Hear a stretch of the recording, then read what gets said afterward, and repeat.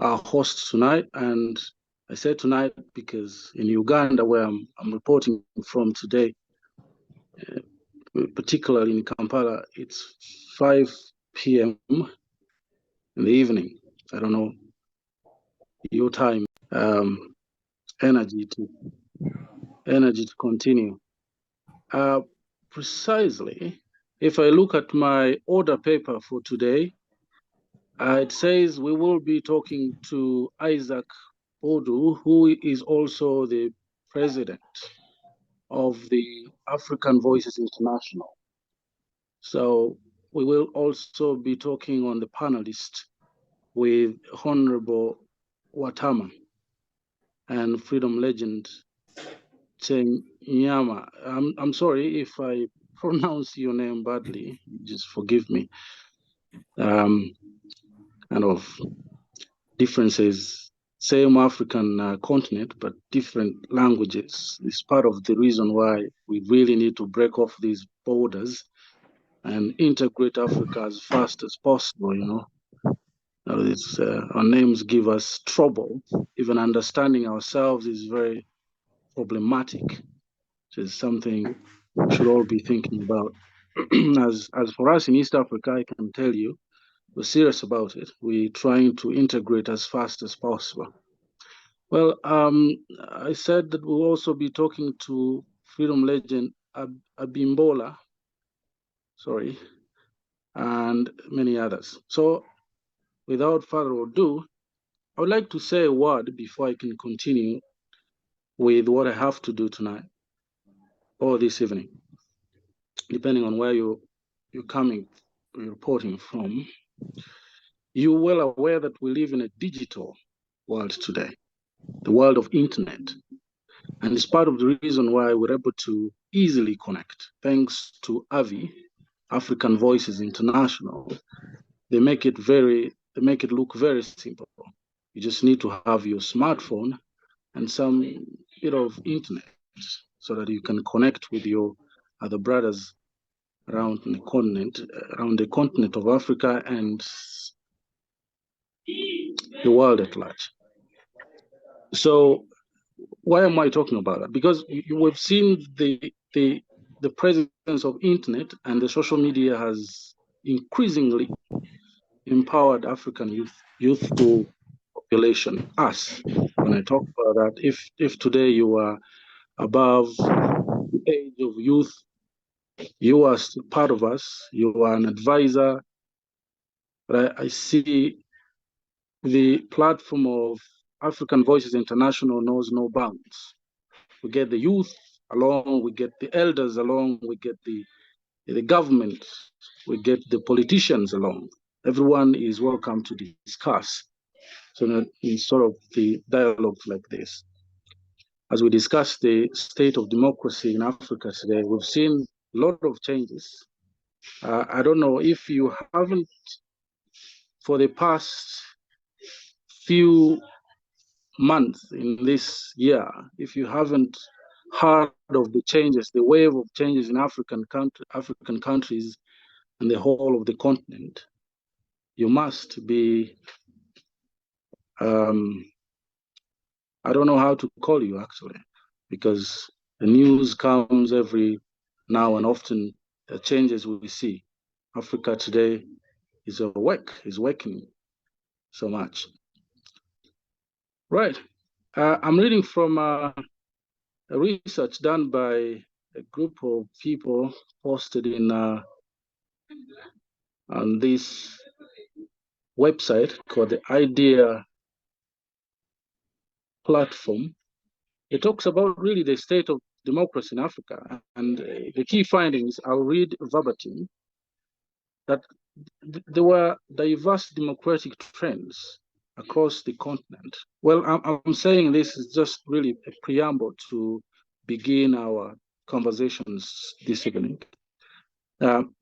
This change sort of in the continent is so overwhelming that we have seen, but the continuing wave of coup d'etats, as well as civil conflict in the sort of the recent countries we know, the Gabon, the Gambia.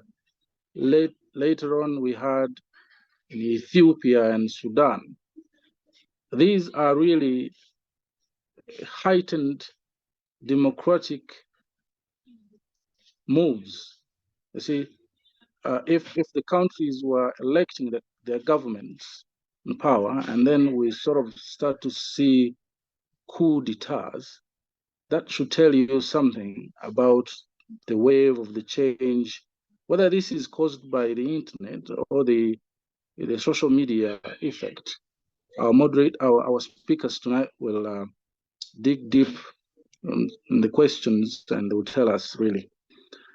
So even so, our countries and this continent, noted for their recent progress, such as the Gambia and Zambia, remain on a positive course, particularly through improvements in election administration. So this really sort of tells us that the Gambia, Zambia, and Ghana, we've seen really, of course, the recent Nigeria, seen an ongoing efforts in democratic processes through elections. Whether somebody would dispute that in terms of how credible those elections were stands to be a discussion of another day. So I would want to end here, and I will be contributing as we move on with the questions and the speakers tonight. So these speakers I'm going to introduce to you, because we're going to do this in a question form. I have a list of questions here. I will have to pose to the our speakers tonight, and they will answer right where it really crashed, right before the system crashed. I was saying that African Union and the regional economic communities, the regional blocks, have an important role or benefit to all the African continent to play in establishing and upholding democratic norms in Africa. So I don't know if somebody will argue which democratic, because we sought to kind of adopt our democratic values from the West. So it's sort of an obvious thing, because we always tend to look to their directions for everything that we need, almost everything, So we can discuss this further.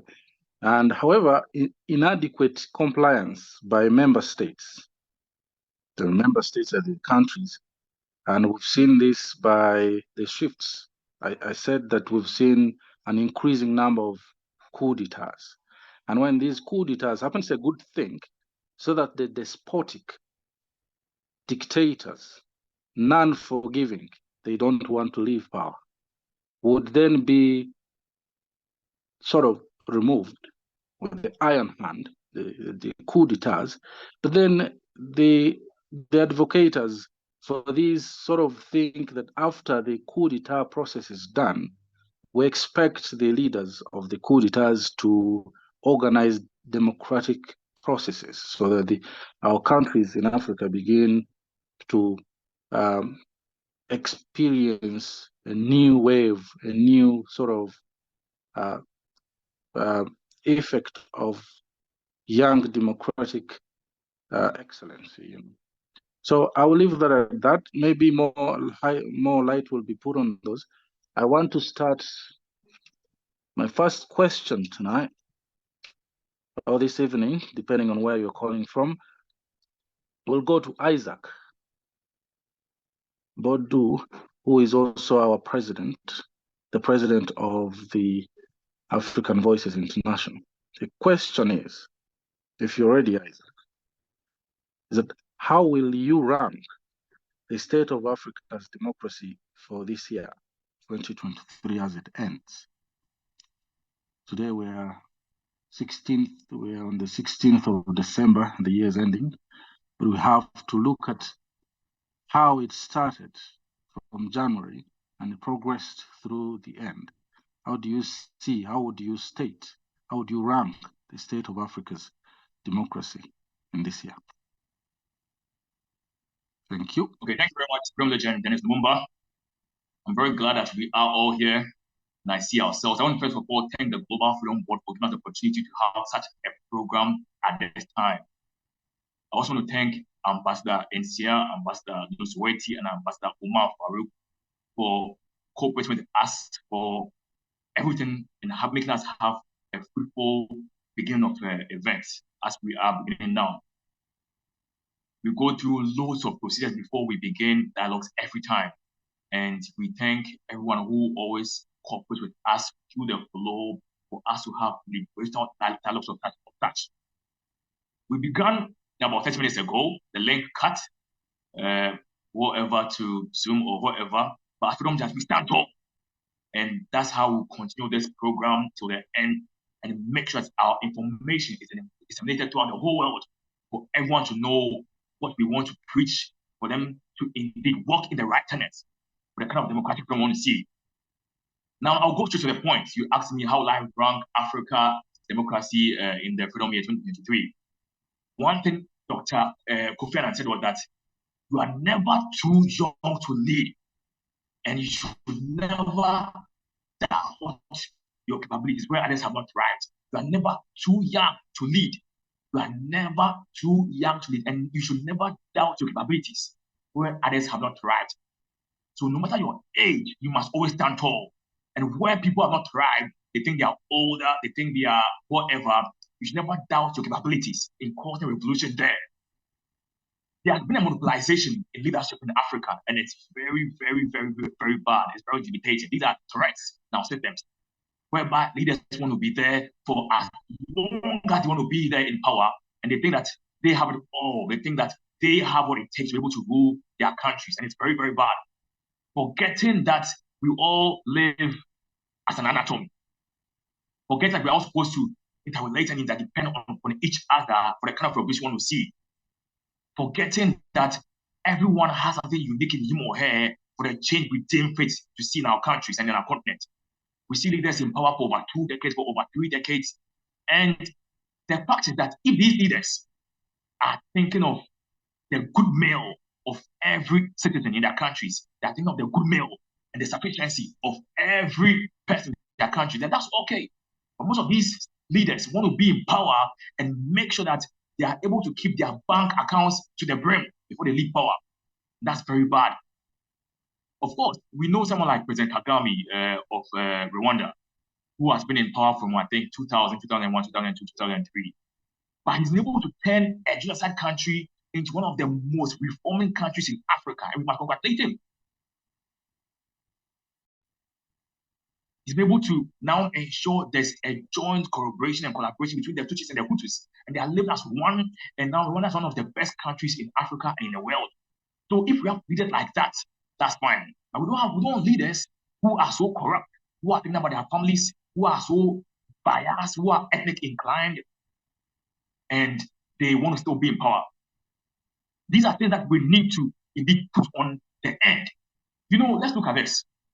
From 2020 to 2021 to 2022 to 2023, we've had a reawakening. We've seen various leaders, literary leaders who have taken power, who have ousted leaders who were president from their country. We ask ourselves, why? Why did these things happen? We must begin to think deep and look at these things much more deeper and understand the reason for this ousting of these leaders. In 2020, we saw Colonel Assimi Goïta from Mali, the Malian anatomy, oust his president. In 2021, we saw Colonel Mamadi Doumbouya in Guinea also perform a military coup d'etat. In 2022, we saw Captain Ibrahim Traoré from Burkina Faso also do the same. And in this year, we've seen 2 coup d'etats, one from the Nigerian anatomy, not Nigeria, Niger, and the other from the Gabonese anatomy. And you may ask yourself, why are these things happening? But when you look deeper, you understand through the aftermath of these military leaders' regime, they are all trying to restore democratic power back to their country. They are all trying to say that there was indeed the true meaning of civilization in their countries. Look at Mali, look at the Malian anatomy. Colonel Assimi Goïta is doing his possible best to see to that indeed Mali has the best of democracy. We want to restore the African identity because we've been kept as puppets of the West for years. And we can't indeed thrive as a continent when we are dependent on foreign governance styles. We need our own African identity. We need to have our own persona. We need to have our own ways of doing things. And that's why right now in Mali, the French language has been removed as the official language, and the local languages as the official languages. Colonel Assimi Goïta has dissolved and annulled so many agreements that were in the post and from colonial regimes, even post-independence. These agreements were there to keep these countries, such as Mali, to keep their anatomy in dependence to the West. And how can we thrive if we are subservient? How can we thrive? But Colonel Assimi Goïta has removed all of these things. Together, we've also seen people like Mamadi Doumbouya and even Captain Tiani from Niger do the same thing. They are all trying to rehabilitate a new order, a new reawakening. If indeed, after the leaders took power from these presidents, they performed the coup d'etat, if afterwards we saw that there was a mess in their way of governance, would have questioned them. But they are all trying to restore democratic power. They are all trying to lay the foundation for a smooth transitional government. That's what we need to understand. We must be radical. We must ensure and adopt the African identity wherever we are. Therefore, the anatomy is not phenomenal. And indeed, everyone must play a crucial role. That mobilization of power by the old folks must end. Everyone has a part to play in governance for the kind of identity we want to see. Everyone. So, if you ask me that, how have I seen Africa's democracy for the year 2023? Well, we've seen a lot of things. In Nigeria, they had elections. In Sierra Leone, they had elections. And Nigeria's elections was disputed, taken to court. Sierra Leone's elections also took place. Everything went on well, even though there was a planned coup d'etat to oust President Mahathir Bill from power. It didn't happen. That would be commendable because he is living democratically. And when you look at this, if things are going on well, the people will support it. Just a few people have stood against people like Colonel Assimi Goïta, Colonel Mamadi Doumbouya, and these two military leaders. Just a few people who want to still thrive in mediocrity have stood against such leaders. The people want to really see freedom stand so that indeed on the global table, Africa can be respected and ensure that the revolution happens. So when you talk about asking me how indeed Africa's democracy has been in the year 2023, I would say that we are on the drive to maturity. Yes, we know you've gotten there, but we are on the drive to maturity. We passed the survival stage, we passed the rejuvenation stage, and we are on the drive to maturity. And I believe in 2024, indeed, every leader who thinks that he or she can monopolize power and treat his country whichever way he wants to. We know in Togo, we know how Foreign Assembly has been there and taking power from his father when he died, and he's still there. We look at Cameroon. Look at what's happening there. Look at in Goema of Equatorial Guinea. People are there for over 3 decades. Well, President Museveni has been there for some time, but I congratulate him for some policies he's putting in place to ensure the harmonization of the African identity. Yes, we must value who we are and make sure that we have policies that indeed dignify the African anatomy. So there's a new reawakening, and we must sustain it. We must stand tall. Whatever happens, we must stand tall. So I will still be on the drive to maturity, and if we are able to continue and ensure that this revolution happens, whether military regimes or whatever, things will be well. I mean, I told you I'm not really aiming for coup d'etats, but when it's aiming for the democratic restoration of the people, we must stand for it. In my own country, Ghana, the godfather of the African anatomy, that's Dr. Kwame Nkrumah, was ousted in 1966. He was ousted. And since then, Ghana started sinking because the foundations are here, godfather who became independent for our country was supposed to stabilize things and was going through the process for the rejuvenation of our country. Well, he was ousted. And when he was ousted, things began to now fall in. We had those coup d'etats, and things are still being questioned. But there's a new reawakening since 2020. I'm very glad how in Ghana, Please, if whoever is speaking, you can kindly mute your voice, and so that we'll be able to move freely. Yeah. So as I was saying, in Ghana currently we have two major parties such as the NDC and the MP. I see in Nkrumah's party, the PPP, we are waiting in 2024. I see a new emergence happen. I see it happen. And in MPP, I saw one of the leaders of the incumbent government party, that's MPP. I saw one of the leaders who helped form this party by name Alan Tremantin lead the party because he thought that certain things were not going on well. I'm happy for the kind of democratic Ghana that is taking place. We don't have to just accomplish it. We have the right to be able to ensure and express ourselves. Yes, there may be people who may be doing good, but if we feel that we have an understanding for a kind of change, we must be in for it. So there's a new way of working. This is a drive to maturity. So I would say that Africa is on a drive to maturity. Thank you from Legend Lumumba. Thank you, Isaac. I love the energy. The energy is youthful. That's it. That's it for us. This is the way to go. Indeed, we are never too young to lead. Do not doubt your capabilities. This is how you started this today. And we've seen, indeed, everyone has seen the wave of the hostings and the African countries, especially the West African countries, from Mali all the way through Guinea to Niger, the last parts of it. And this is really the wave. But as a follow-up question, Isaac, would you dare to explain this part that always comes on the question that whether the coup d'etats, whether the hostings can result into a democratic process after the hostings are done? And secondly, do you think the African governments or African leaders sort of look outside the continent for what the democratic values, that they have to inherit some democratic values from the Western world, or it's supposed to be some sort of patriotic idea to establish some unique levels of democracy in your countries? Go on. Okay, thank you very much. Thank you very much, Legend Lumumba. As you said, you asked me, do we think that we need to have our own democracies, or we need to look at other democracies to be able to survive? Well, in the global community, whether in Europe, whether in Africa, whether in Asia, whether in Australia, wherever, we are all supposed to move as a global anatomy. We know African Voice National thrives on the African atomization policy. That's our policy that we formed. When I talk about policy, I mean our philosophy. When you look at the human anatomy, we have the nose, the eyes, the hands. When you close your nose, you can't be able to breathe.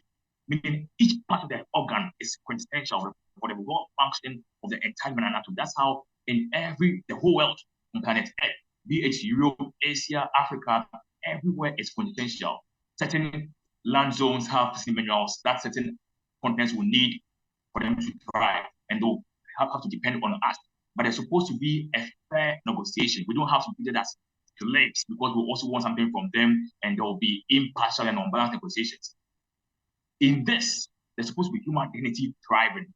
And when you listen to Julius Nyerere, he said African nationalism is meaningless unless it is linked to Pan-Africanism.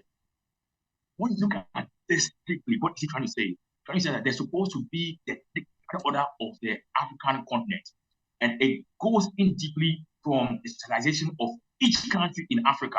That means each country in Africa must play a role phenomenally. In African Voice National, our analogies are nationalism, excellence, patriotism, discipline.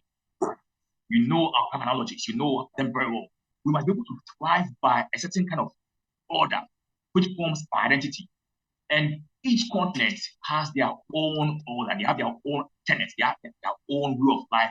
And if it masks the beauty of humanity, then we Africans must not follow them. No, never at all. We must never follow them. So if there's a certain policy that they say they have, and they want Africans to share these policies or these philosophies or these tenets or this way of life, and we find it not applicable, not signifying to our way of order, then our democracy must be different. It must be different. And no matter what, we must fight to the core and ensure that we are sustained to the brim in terms of we following our way of life, our identity. Today, when you look at ECOWAS, ECOWAS has one of their headquarters in Brussels. We are being sponsored by the West, by Europe, by other continents. So as a result, whatever they say, we have to follow it. Even if we don't follow and like their tenets and their agreements and their contracts, we have to follow them. But it's about time we need to stand tall. We need to stand tall and say, no, if we want posterity to indeed thrive and to be able to manufacture their own car, be able to do their own things, then they have to go through the thick and thin, the difficulties. If we have to suffer now, but I kind of don't want to see in the future. So we, as a people, must make sure that we develop our own identity, our own tenets. And if that varies from other anatomies, fine. We don't mind. Because if we become always on the global table, we'll find ourselves not functioning in a kind of excellent what I want to function in. So I entreat all from that wherever you are, you dare not become subservient. You have your own order, you have your own tenet, and your tenet is supposed to be a reflection of excellence. It's supposed to be a reflection of your identity. So your identity is supposed to give rise to Afghanism. So wherever you are, stand tall. Stand tall. That's what I'll say quickly. Thank you very much. Stand tall indeed. Everyone stand tall wherever you are. That's the message that Isaac is bringing forth at the end there. And thank you very much for the contributions tonight. And I think we've all got an important question, the answers to the state of Africa's democracy in 2023 is gone through from how it is changed to how we need not to be subservient to our values and our identities in Africa. Democracies can look in different colors, but their basic rules and their basic applications are all going to be the same. But then they can really differ in the way the application is put down country by country or continent by continent. That's okay. But we really as a people strive to be democratic so that our values can be listened to by our leaders and our leaders can respond with our needs and so forth and so on. Well, thank you very much. And I think we understand that. As a host, I would like to go ahead to our question number 2 for today's discussion. And our next speaker is Honorable Watama. I hope you're here and you've prepared yourself for this job. Well, the question is, Mr. Watama, Honorable Watama, if you're here and listening, which African leaders have been phenomenal, and why would you choose such a leader? Well, as simple as that, according to you, which of the African leaders? There are 54 African countries today, and they are led by their leaders, presidents, some are kings, some are, I don't know. And so which ones have been phenomenal to you, and why did you choose those particular ones? Thank you. Thank you very much, moderator. My name is Watama Wycliffe. I'm the Deputy CEO of Uganda Anatomy. Currently, I am a student here in Japan, in Hiroshima University. And I'm so privileged to have an honor to speak on today's topic. And if it takes you well, please allow me to share with you my my ideas in the Absolutely. PPT. Yeah. Absolutely, go ahead. All right. I'll share my ideas on the platform.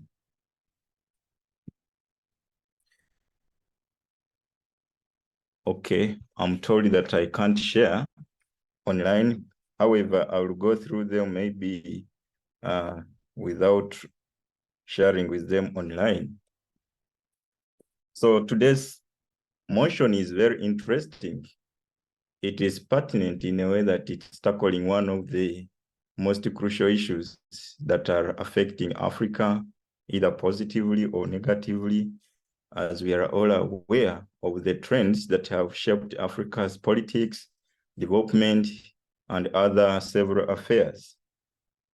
So I'm given a very simple question to identify the profound leader in Africa and give a justification as to why I do so. It is very difficult to just come up and say leader A is the best or has emerged the best out among all. It's really difficult. So I developed a certain criteria. First of all, I looked at the general or overall development of a country that a leader leads. And two, I looked at the state of democracy of that country. And three, I looked at the Human Development Index of the population of that country. And fourthly, I looked at the situation in which that leader picked on the country from, like the background that has shaped his leadership. And then fifthly, what several sources of information are saying about that leader. And much as we may identify certain leaders, we have to keep in mind that these leaders have achieved their level best, though it might not be generally desirable, like how we may hope that they would have achieved. Our expectations might not necessarily be reflected, but at average, they have performed far better than others. So I have a simple say that a ship can take any direction or even sink without a good captain, but it can never rise up on its own. So in that case, it's just like a leader. A country with a country is like a water body. So in that case, the ability of a leader to provide capable and good governance automatically leads to successful stories of that country. In this case, I identified one country, much as there are many, but the most profound one, according to my analysis, is the president of Mauritius. His name is Privirasing Rapun, the president of Mauritius. So I found out that on the continent of Africa, Mauritius has achieved greatly at average. So this leader has been in office for a very short time, but his achievements speaks more than we may say about him. So currently, Mauritius has achieved the highest Human Development Index on the continent of Africa. And in terms of democratic strength, Mauritius is ranked as the best democratic country on the continent of Africa with a score of 8.4. It beats all other countries. And generally, there is political freedom and democratic values are highly upheld in Mauritius. In terms of the gross national income, it is really high, it's doing well. So based on such small analysis, I can conclude that Mauritius is doing well because of its phenomenal leader, who is other than Mr. Ropun. Thank you very much. I think question 1 has been answered. But of course, we do not deny the view that there are other phenomenal leaders. For example, President Kagame, yes, we know that he has ruled for so long, but his leadership is really visible. We can say that the country is getting transformed every now and then. So we can mention a lot of them, but at average, we can really say that the president of Mauritius has performed greatly. Yeah, thank you very much. Well, thank you too, Mr. Watama, for coming through this evening. We appreciate your analysis already. I think everyone is, the brains are boiling. Like, okay, Mauritius, that should be fine. But I think my question, if I was to ask this question really honestly myself for Africa, I would say, which sub-Saharan African leaders would you say were phenomenal? Because Mauritius and the Maheris, is it the North African? I really don't want to think that they have this disorganized sort of governance we see, or undemocratic sort of leadership or governance we see in sub-Saharan Africa. But that's okay. You have gone through the data and identified, according to those criteria that you set, which leader came up on top this year. That's very okay, and I think we commend you for that. And I don't have a follow-up question for you, and now I will ask my members on the group, or any participant who has any follow-up question for you, just before we continue to the next question. Anyone here who has a question for Honorable Watama on the leader he chose?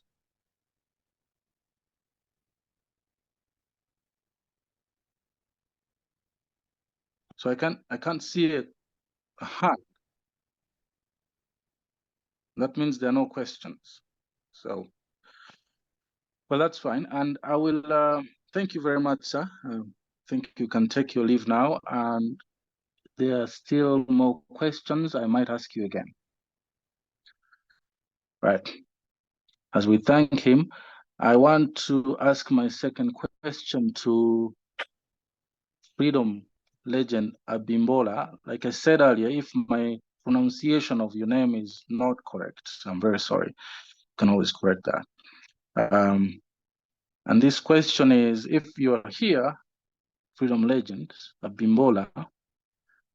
All right, no problem. And no problem. That's noted. And we can continue from here. If Miss Freedom Legend Abimbola is here, my question is, how do you see our recent coups? Now we're on to the coups now. We talked about them earlier, but I think you can pick up from there and say what you have to say. Someone there? Yeah, I'm here. I listen to you. Okay.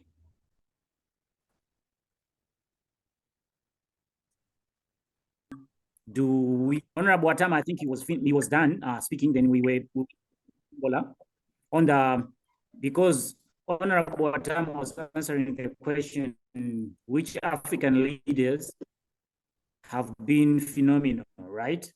Yeah. That's correct. Yeah, so I guess on the same question. That would be you. Okay, I understand now.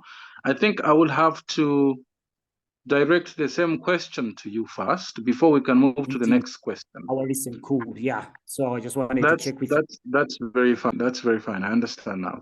Thanks for the correction.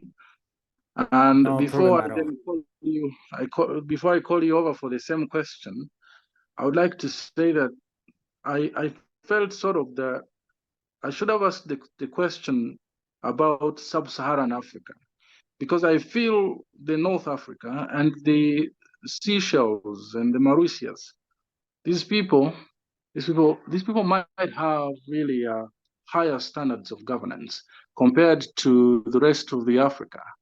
As we grapple, of course, with the exception of the bad apples, the few bad apples we see in Libya last time and in Sudan, the North Sudan.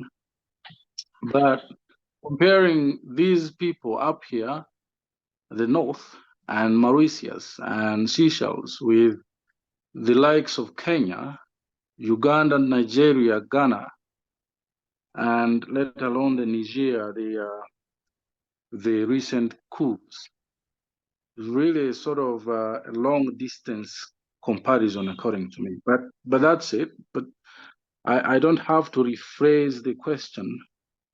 You have your reasons why you had to answer it like that. So I'll ask the same question to you, Mr.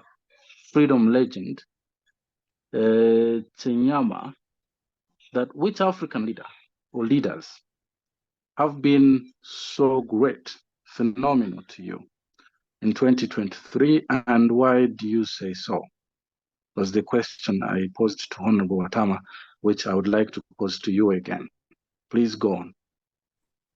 Thank you so much. Actually, I really want to go with what Wycliffe said, but still, I do understand that we all have our own different look at things. The perspectives are so different in all aspects of life. So to me, I always look at Africa as one. And when we are trying to give others the medals, we should also as well consider the ones that are failing. And the big question that maybe we are to ask ourselves is, why is it that they're not performing well to the point that we have others that we're looking at and we say, these are the exceptions? For me, it's a question of just looking back and see exactly how maybe the way he just described it, looking into different angles and different areas as we are trying to pinpoint maybe the ones that have been so phenomenal and to say these are the ones that are governing their countries so well.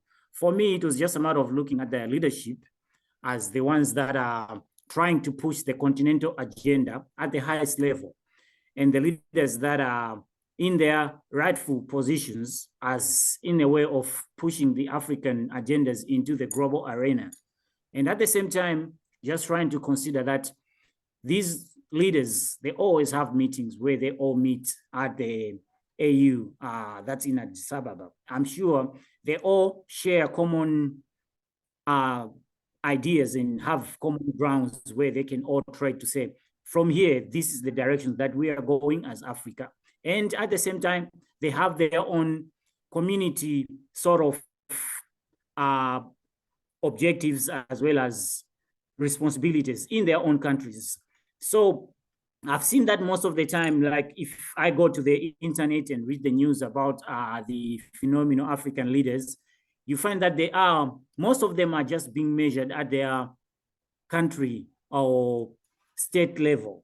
But for me, I always prefer like what Kwame Nkrumah said, because from his speeches, he moved me a lot to understand that, if we are to weigh someone in Africa as a leader, for me, I'll prefer to weigh someone who is taking Africa as a whole and try to achieve the African agendas at a bigger scale, because the ones that are trying to achieve them at a small scale, eventually it's exactly what we've seen in most African countries, where people are migrating to where things are happening in search for jobs and a better life, of which it's still leaving the other countries that are not be able to transform to that level unproductive and underdeveloped. So for me, I think I would say I don't have exactly a leader that I can pick and choose, because I'm expecting them as leaders of the African continent, so long as they come together to find solutions that are really presenting the African anatomy in a sense that they have to come to a point of saying we are developing Africa, not at a national level, but at a continental level, understanding that our needs are just the same. If you go in all African countries, you find out that the youth are leaving Africa in search for greener pastures outside of the continent of Africa. And it doesn't matter which country in Africa that is doing so well, but if you offer those children, those youth in those countries, which way they want to go, nobody is going to tell you that it wants to go in another certain African country. They all want to go outside of the African continent. It means there is something that we are all have to take a closer look and find a solution so that our youth can stay, because this is leading to a brain drain, and it's a problem that our African leaders have to see, and they have to find a better solution for this. So for now, as we are closing 2023, for me, I won't choose and I won't pick single leader that has given me right for me to raise a hand and say, I can side with this one. Yes, there are a lot of them that have done well, but I'm saying they have done it at a country, state level, of which, for me, as we have come so far, our African countries, we've got independent for so long. It's just maybe one or two that have just obtained their independence maybe some 10 years ago, but most of us, we're too old in the business. It means by now we're supposed to building something unique, something of our own. And we have to consider the youth as the pillars that are coming through to take over these governments. So right now, I'll stop there, Mr. Lumumba, to say I haven't found anyone yet. Thank you so much. Thank you very much too. Great perspective. Thanks for the interesting perspective there. Youth are also a threat, I think. That's according to some of the views we listen from the African leaders, the ones who don't want to leave power, right? Well, I would ask you, is it not sort of a difficult thing to integrate Africa as it is today? Because sort of remind me, you're from which country in Africa? Freedom Legend, Chinyama. You're from which country? I'm from Malawi. From Malawi. So yes, if you became, it's a good thing. If you became a leader of Malawi today, what would be one of the first things you would do as a leader of Malawi to see an African integrated ground?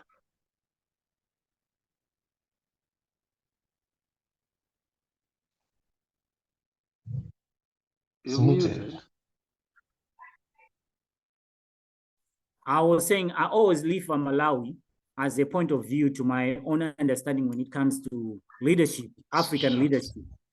Looking at my country and most of the countries in Africa, you can see that we have different resources that cannot work on their own. It means they were placed in different areas, in different angles in Africa, for the people in Africa to use the resources as a one atom, as an entity, not separately. And unfortunately, that we were divided, and now we cannot bring all the resources together. The countries are suffering, and we can see how powerful the outside countries are when it comes to influencing the African countries. Whereby if they put a sanction to an African countries, we have no say on that because we are divided. We cannot speak as a unit. There's nothing much of us when it comes to any platform where we can be heard. So as pertaining to your question, what would be the first thing that I would do? I would be open to my fellow leaders to say, like here, if we were all leaders coming from different African countries, the first thing that I'll ask each and every African leader is, how far are you willing to restore the African dignity when it comes for us to have an ownership of the continent that we say we so love? Because there is a process whereby one has to accept that my people chose me to lead them. The question is, where are you leading them? So as for me, the first thing that I want to understand is, like, Africa, being in Malawi, there are a lot of things that we don't have, but I know countries that are willing to share with Malawi. But the question is, to what extent and who is controlling them in getting in giving me the aid that I'm looking for, of which most of it won't be possible. The best thing that we can do is to come together first. So my first agenda will be to ask the African leaders, to ask their people through their parliamentarians and to the local authorities to say, is it possible that we can find a common ground as Africans where we can start working together to build the Africa we want, other than we work individually and pretend that we're together when we meet at the AU and talk about things that we know. When we bring them back home, nobody's going to accept them because they look like those are the secondary ideas, and the ones that we have in our country are the primary ideas. So we have to twist. The ones that we think are the primary ideas need to be the secondary ideas. The secondary ideas have to come as the first ideas, the primary ideas. In this case, the agendas that are being talked about at the AU should be the priority country. I can give you an example. The AU launched the passport, one passport in Africa, but until now, the passport hasn't been put yet to practice. Countries haven't yet adopted the passport as one way of making it easy for Africans to travel in Africa. So that would be one of the the first thing that I'll do is to ask all the African leaders to choose one thing that we can do as a community. Once we achieve that, then we can move to the other thing. But we can have 4 or 5 things at the table and trying to pursue all those things. Eventually, we have to find others that are making it right and others that are failing. But if we choose one, that will lead us to where we want to go. Thank you so much. All right, thank you too. Interesting views. Honorable Lumumba. Yeah. Yes. Honorable Lumumba. Yes. Yes, please. Did you hear me, or did you lose? We got you clear. We got you clear and very well. Thank you for the views. Thank you so much. Thank you very much. We look forward. I hope everyone listened to the speaker there.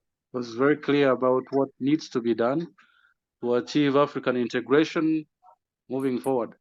So our time is moving. I have to move ahead with our questions. The third question will 2 people, yes, but I will start with President Isaac Bodu still. How do you see our recent coups that have taken place in Africa? How do you see, what are the effects? What I think we discussed this early enough, but would you go on with this? What do you see in the recent coups? That's how the question is framed. Thank you very much. So, as I said, there's been an attempt for the reawakening of the African identity, because the kind of reflection we are having by our leaders on the global scale is of who Africans are. And that's why loads of Africans are pissed off wherever they are. They are pissed off because things are not moving in the right direction. So the military, political leaders, oppositions, everyone is speaking against what is going on. And I just feel, as you asked, when we look at a country like Sierra Leone, they had a coup d'etat, but it was a failed place. It didn't happen. And these perpetrators are being looked for to be put to jail because the government is performing phenomenally. It's when the government is not performing phenomenally and coup d'etats happen, you even see various people in the government supporting the military ousting that president. It's not a form of betrayal. It's because that leader is trying to be monopolistic. He's trying to monopolize his power to be rather dictatorial. Why haven't we raised questions about someone like President Kagame, who has extended his term limit?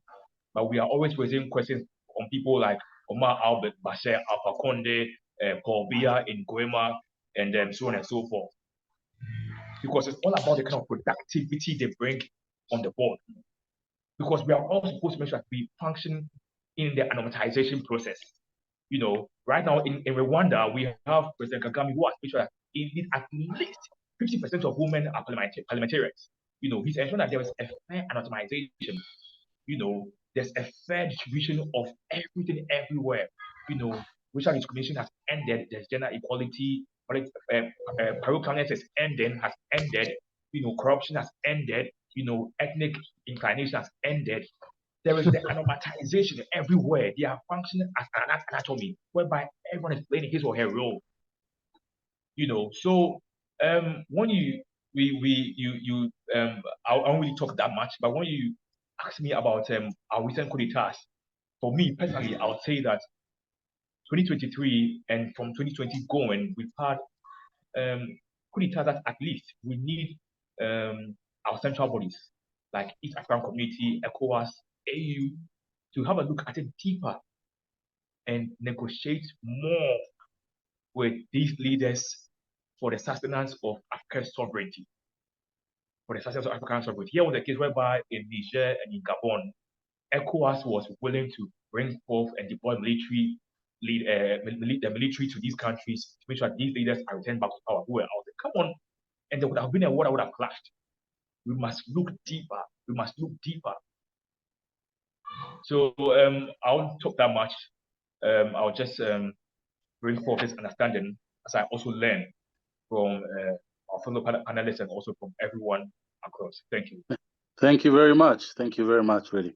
That's a good contribution there. But my follow-up question to you is, while the coups were taking place, we saw that there was a division in the African leaders, as some were trying to listen from the Western countries to come in and make the sort of the old leaders who were ousted out to be reinstated. There are other leaders that were saying, no, I mean, this has happened. Why don't we just let things happen? And why do you see these kind of divisions? Are we split in our decisions that we listen?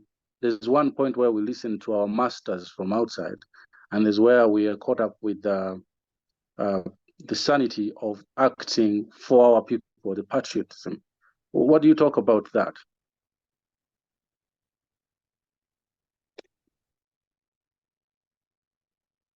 Hello, can you please come again, please?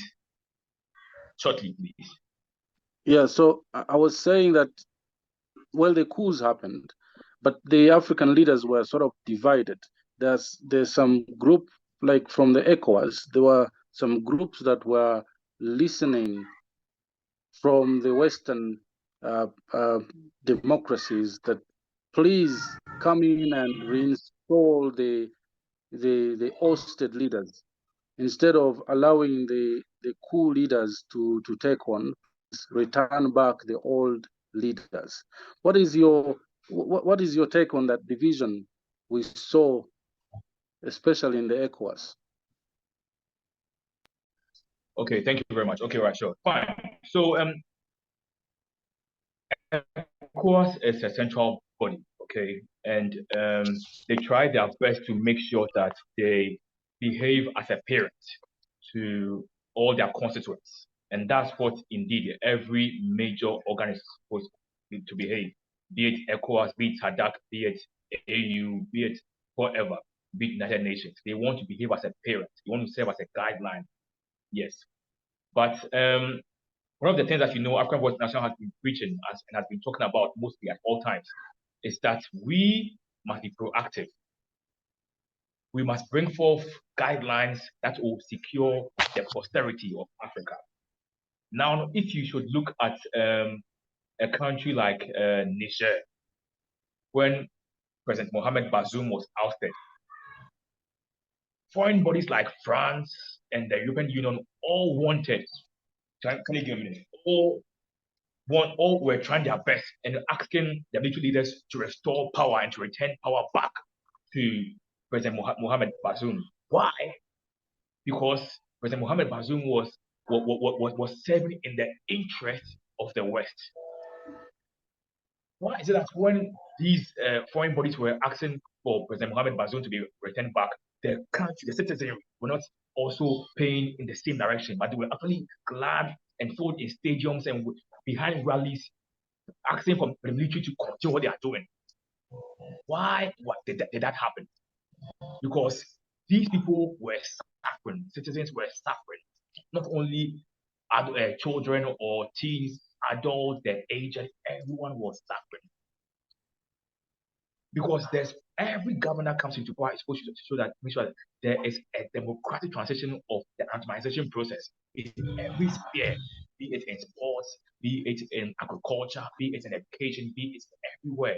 Public administration is supposed to be to the utmost. And you see it otherwise when our leaders are behaving only for their parochial reasons. I feel strongly, and I'll keep on saying it again, that we want there to be sanctity. We want there to be freedom. We want there to be liberation everywhere. And that's why we are here as Freedom Giants. We are feeling the kind of, let me put it into quote, stupidity that is going on in our systems. And every day I see it. Every day I see, and we must be the reflection of the kind of change we want to see. Yes. So first of all, I want these ECOWAS AUs that they all need to come through with a different perspective of looking at our future, the future of Africa. Indeed, they are doing the right thing by trying to say that yes, we need democratic transitions, we need to see to it that there is constitutionalization, all of that. But if these leaders are to return to power, imagine Omar al-Bashir comes back to power. Imagine Ali Bongo comes back to power. Imagine there's no period for death, and someone like Paul Biya is to be the president of Cameroon throughout 2,000 years. How do we expect liberation to thrive? So we must be realists. We must come out from the point of the realist philosophy, from the realist point of view, and indeed hail some of these leaders who are trying to be the masterpieces and the heroes, who are trying to be the radicals, who are trying to stand in for the liberation of our people. I've been affected because I've been influenced negatively by certain constituents, which in one way or the other we thought that English was the dignified language for all, so we all have to learn English. Plus, we have about 8 at least. We have about 4 languages, major languages in Ghana. I only speak only one of them, which is Twi. We should rather patronize what we have, where we are from, our heritage, and stand in for that. And that's how we can be respected on the global platform. So I just entreat our continental bodies and commissions like ECOWAS and so to look deeply from a realist point of view. EU and these other commissions outside Africa are not our point of view, are not our spectacle from which we look at things from. So there should be a way through which we understand that no, we are fighting for a united state of Africa. Muammar Gaddafi wanted to do this. He built a central water pipeline that was supplying fresh water to all Libyans.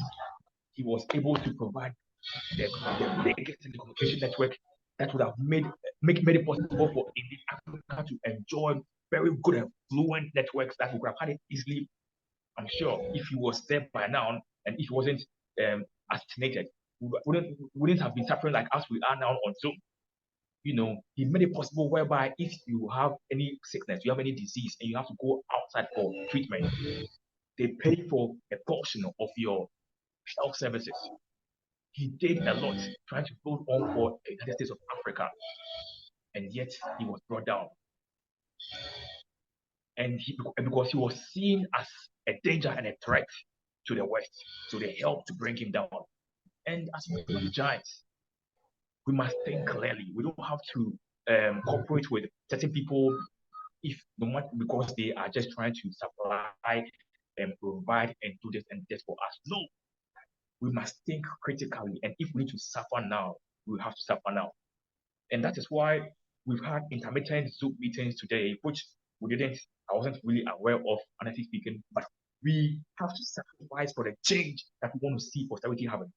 So one day, posterity will listen to the recordings of people like freedom legend Oliver, freedom legend Abimbola, freedom legend Watama, us all, and know the kind of pace that we put in the revolution we want to see across. So I think that, honestly speaking, I think our continental bodies need to look at things from a relative point of view and negotiate for fair dealings. Negotiate for fair dealings. And that's how indeed Africa can be restored back again. That's how indeed you can have Libya operating under a one-state government, not one in Tobruk and one in Tripoli. But we can have a centralized government. So that's what I'll say for now on Lumumba. Thank you very much. Indeed, Omar Gaddafi was a pillar of Pan-Africanism. No one can dispute that now. As you said, there's no external party who is going to willingly grant you the platform you need to integrate Africa as a whole. We can't depend on EU. We can't depend on the Western world. We have to move with all our souls and our efforts. Well, I will not move much on that. We still have, for the same question, freedom legend Abimbola. If you have something to say about recent coups, the president has said a lot of things there, but you can add some. Please go ahead.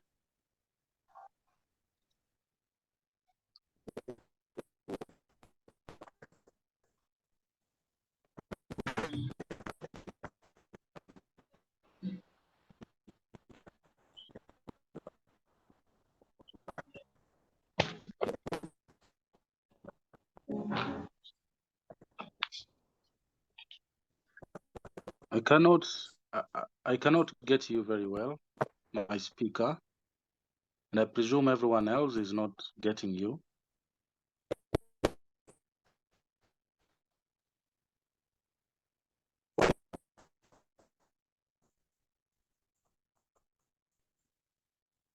Well, we're not really hearing you, but if you can really check your network, please.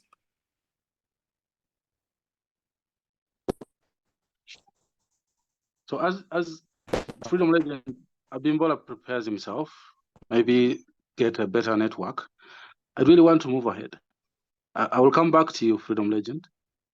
Let me look at question number 4. And I'm going to go with Watama again. Honorable Watama. Where is Africa leading to? That's the question. And where is our future? It's just sort of like you have to look in the open space and see whether we have a future there. So where is Africa heading to, and where is our future is the question. Go ahead, Honorable Watama.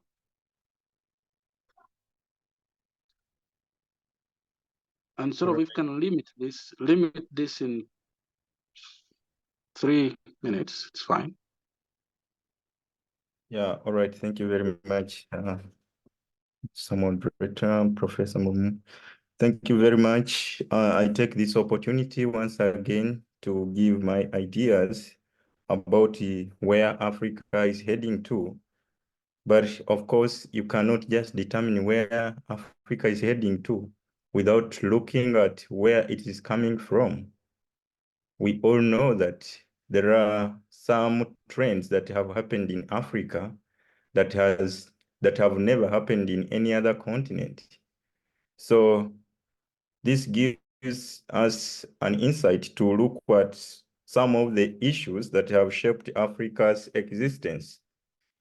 Issues like slave trade and its long-term impacts, imperialism and the foreign dominance in terms of the politics and development has affected the continent. That alone brought in the issue of neocolonialism in the post-independence period. So because of such issues, we get to realize that Africa is lagging behind and it's not one of the key actors in the international affairs. If you want to know this, look around, especially when you go to the diaspora. What do we say about other continents? What do we say about Europe? We Africans, especially when we are in Africa, what do we say about them? How do we see foreigners when they come to Africa? We look at them as tourists, as visitors, as friends. But when you go outside, how do they look at us? That implies that there is a mismatch. There is something that is lacking.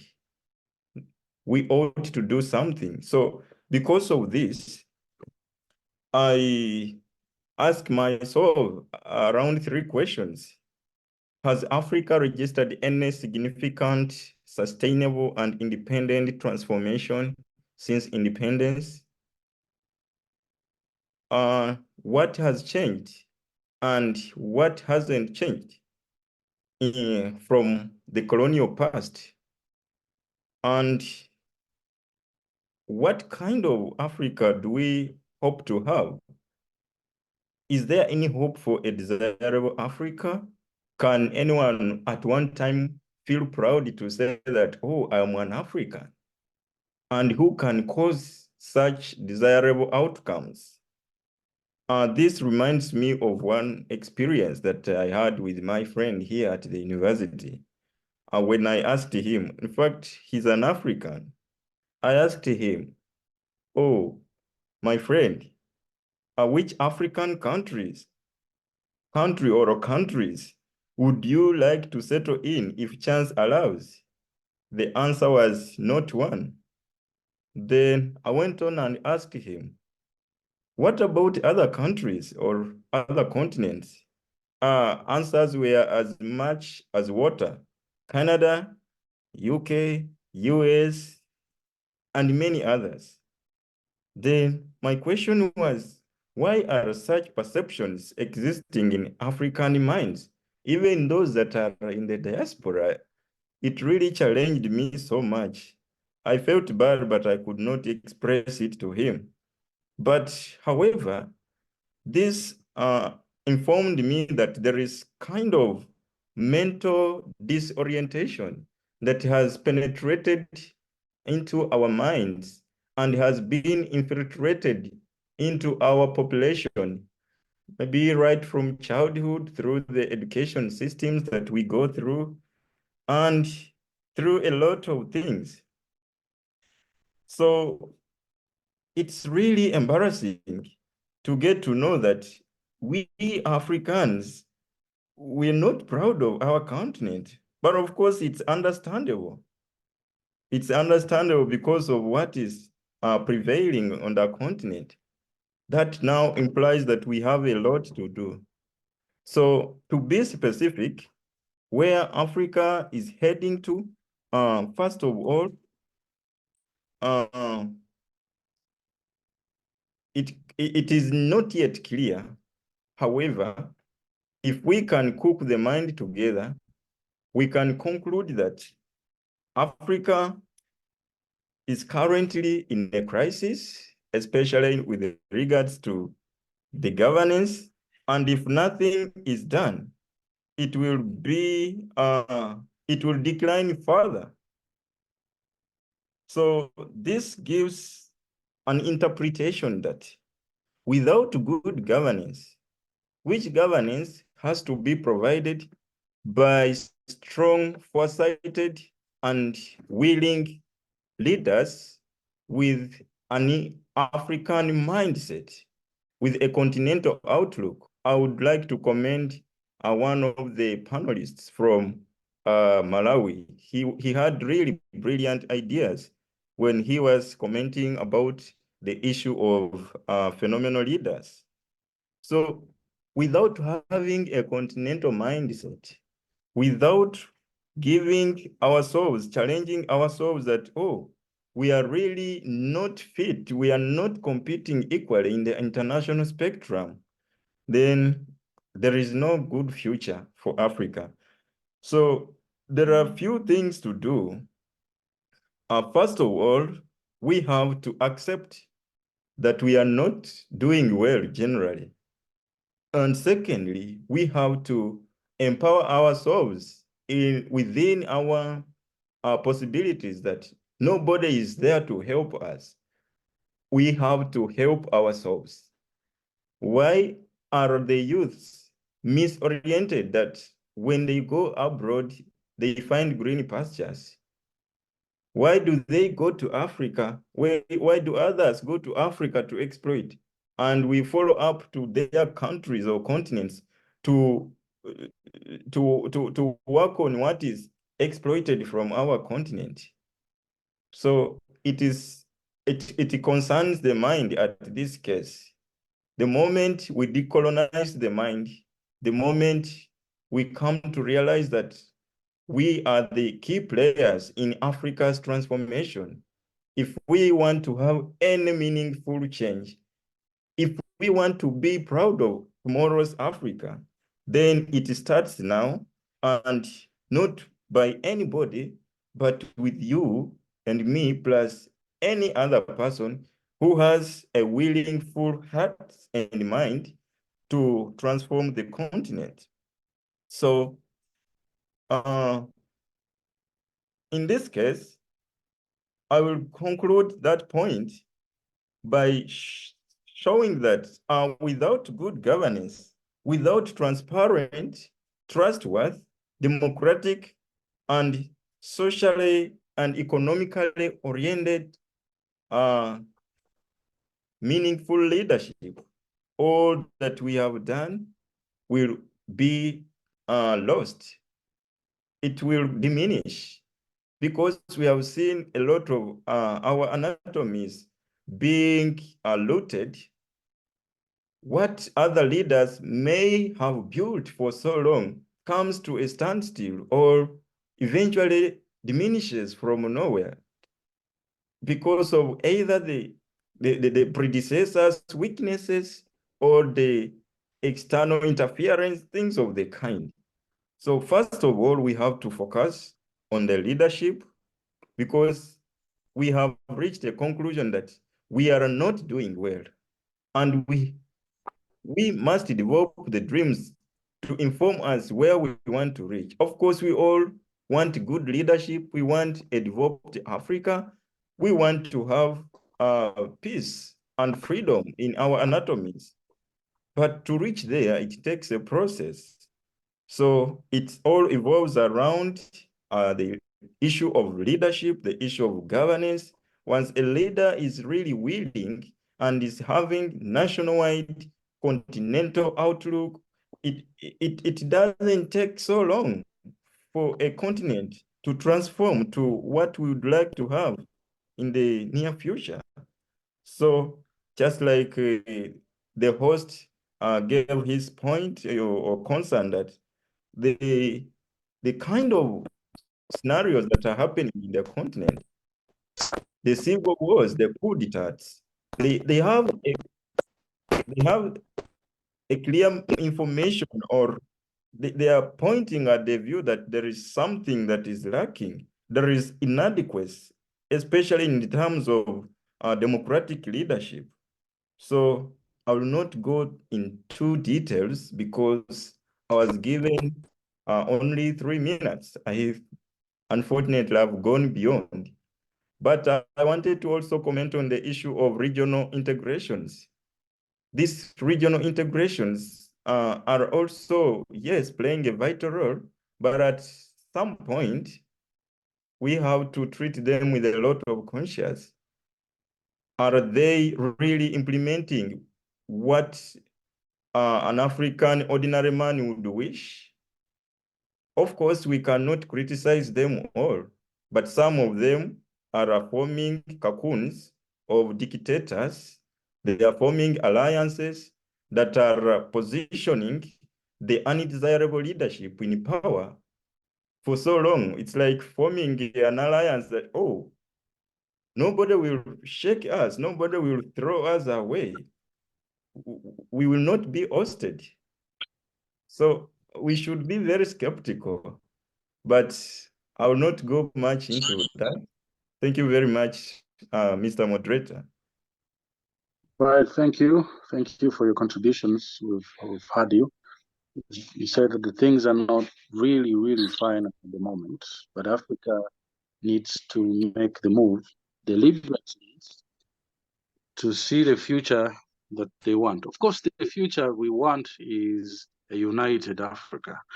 That's really clear, judging from the words coming from you and the other speakers. We want a united Africa, but how do we reach there? So, and when will we reach there? These are questions that we should be able to answer gracefully and with a lot of understanding. Now, I also want to spend a lot of time in giving my own views there. I want to ask the second person with the same question. This is Abimbola, Freedom Legend Abimbola. I don't know if your network has improved. I would like to ask you these two questions, the previous one, and then this other one. Are you okay now? Can we listen to you? Hello? Can you hear me now? Yeah, but not so well. Speak up. Okay.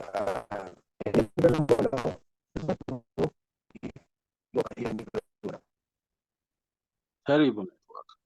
Now, I think you might want to improve that further as I ask another question from someone else.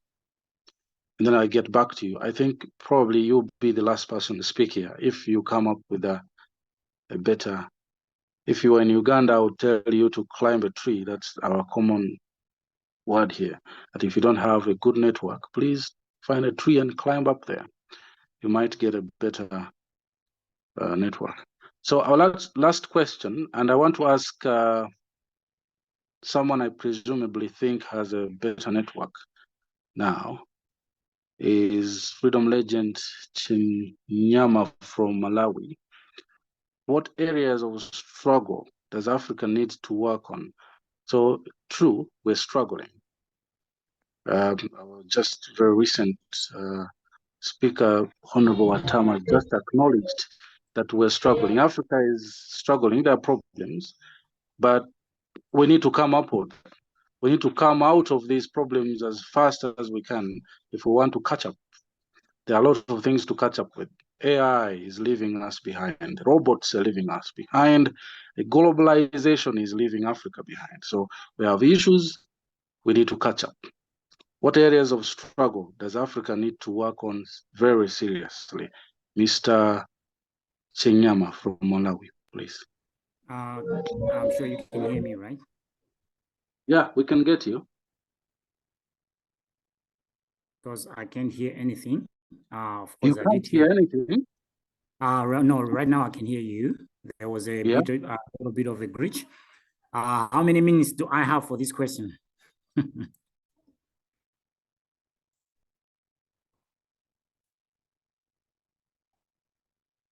Hello. Honorable Lumumba. Yeah, hello. Can you get me now? Yes, I can hear you now.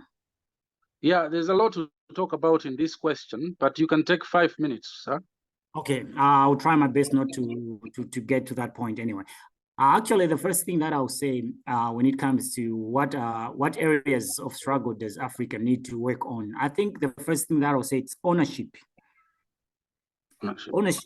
Ownership, it's one thing that has laid us behind in everything. You've talked about AI and all the type of things that are happening outside of the continent of Africa. The first thing is ownership. That will be my major point of reference to. We've seen that Africans, we haven't come to a point of realizing that the education systems that we have in Africa, it's not meant for us. It's one type of education that is not preparing us to overcome our own problems, our own struggles as Africans. It's that type of education that is making us still to only realize our potential when somebody else employs us, gives us a job. That's why we see that in many or most African countries, the education systems are bad. That's one. Two, there is high unemployment rate in most of African countries. That's an evidence of saying that we haven't come to a point of realizing that in ownership, there is a need for us. A good example is China. When they owned their education system, eventually they came out of poverty. And until we realize that method, that principle, and apply it to our own self, we will have a lot of problems as Africans as well. So that's one thing. The second one for me will be the healthy system. I'll take you back to as my point of reference as well. During COVID-19 taught us a lot of things as Africans. We could not have our own vaccines. We could not provide our people with healthy as well as protection to the pandemic. We all had to wait for vaccines to be shipped into Africa, which was a sad thing looking where we are now as Africans. We haven't come to a point. This is exactly what I was talking about in the first, when I was referring to the AU as one problematic that we need to work on as the leaders. They have to come together, find a common ground, talk about things that are of importance when it comes to Africa. And health, it's one of it. Education, it's another. These two things that we need to struggle on and to find a proper way to find a solution to. And the third thing, it's security. We've seen, I'll give you an example whereby most African countries, their militaries, they are being trained by foreign militaries, which always brings the question, why do we have militaries that we know are meant to protect the sovereignty of the African continent, and yet being trained by foreign countries, which eventually are more powerful than ourselves, thinking that maybe they will teach us everything, of which we all know here, we can't sugarcoat these things. It's impossible. They will teach us only the things, the basic things about military. They won't tell us everything. Eventually, our security will always lean to them to come through to help us find a way to safeguard our countries. That's why you see that there is a lot of military personnel in Africa, in different countries, trying to safeguard our leaders, try to safeguard our countries. And yet we do have ourselves, and we do have different regions with different bodies, like the ECOWAS, we have the SADC. These were supposed to bring up the best in our militaries, put them together and find a way to train our own military personnel in different countries, not bringing anyone else out. So all in all, like I said, I'm quoting all this under one thing to say ownership. We Africans, we do believe everything coming from somewhere else and not within ourselves. It's more unique than our own ideas. And because of that, there is a lack of confidence, and lack of confidence, it's an evidence of us not taking care of our ownership, the ownership of our continent. And yet, that's why we're having all these problems that we are facing at the meantime, and the other problems that will be coming. So as to answer in short, I would say we need to come to a point of taking responsibility of our continent. We have to show that we are Africans and we are ready to take the continent to the direction, and do believe that whatever we are doing is right. If we fail, we have to find a way of rising up again, dust ourselves and moving forward, understanding that no one, like you said, no one is coming to save us. And if no one is coming to save us, it means we are the ones to take care of ourselves. We have to honor ourselves, and we have to honor the continent that we so love. Thank you so much. Oh, thank you very much. Those are very interesting views too. I mean, that's it. Ownership, identity. Hello. Freedom legend Lumumba. Yeah. Can you hear? Can you hear me? Yes, I can. Yeah, thank you very much for your views. Very interesting views. Ownership, identity, these are very important things for Africa. Education design, the system as a general is not working for us. We need to think of the modification curtail, like to design it, custom design it for Africa way. That's one thing that most of the African countries should be encouraged to do. I understand. The health system is also not fine. You said that, and yeah, we can see this because most of the leaders do not trust their own health systems. They'll take their relatives, their friends out of the countries that they lead for healthcare needs. Security, laughable, you say, that you would have your own army trained by the enemy so that when a war breaks between you and the enemy will know, oh, I know those people, I trained them. In fact, could even demand a salute from them. Imagine your enemy. So yeah, Africa is lacking there. They not only on the security personnel, but also the security equipment. We don't have any. We don't have any. I think it's only South Africa that produces some weapons. I don't know any other country. So well, that's noted. And if all of us are noting this, we can amplify this. We can project this to our various countries as we sought to come together. But I've always said this, that the issue of Africa is really not that we are not patriotic enough, that we are not owning our identity enough. I think there's something wrong with leadership. You see an ordinary African who talks very well for Africa. When he becomes a leader, something wrong goes somewhere. Something goes wrong. He just begins to, I don't know. Somebody talks about puppet leadership. Puppetism. So Africa is leading a curse of puppets. I don't know how they get transformed so quickly to become enemies of their own people, but that's what really happens. I don't want to go further from there. I think there are people who would want to have their contributions listened to today, but that freedom legend, Abimbola, is still hanging out there. I don't know if his network is now okay. I want to check on him quickly. Yes, Freedom Legend, are you okay now?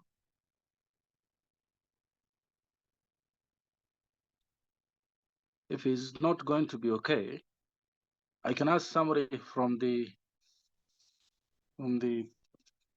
call.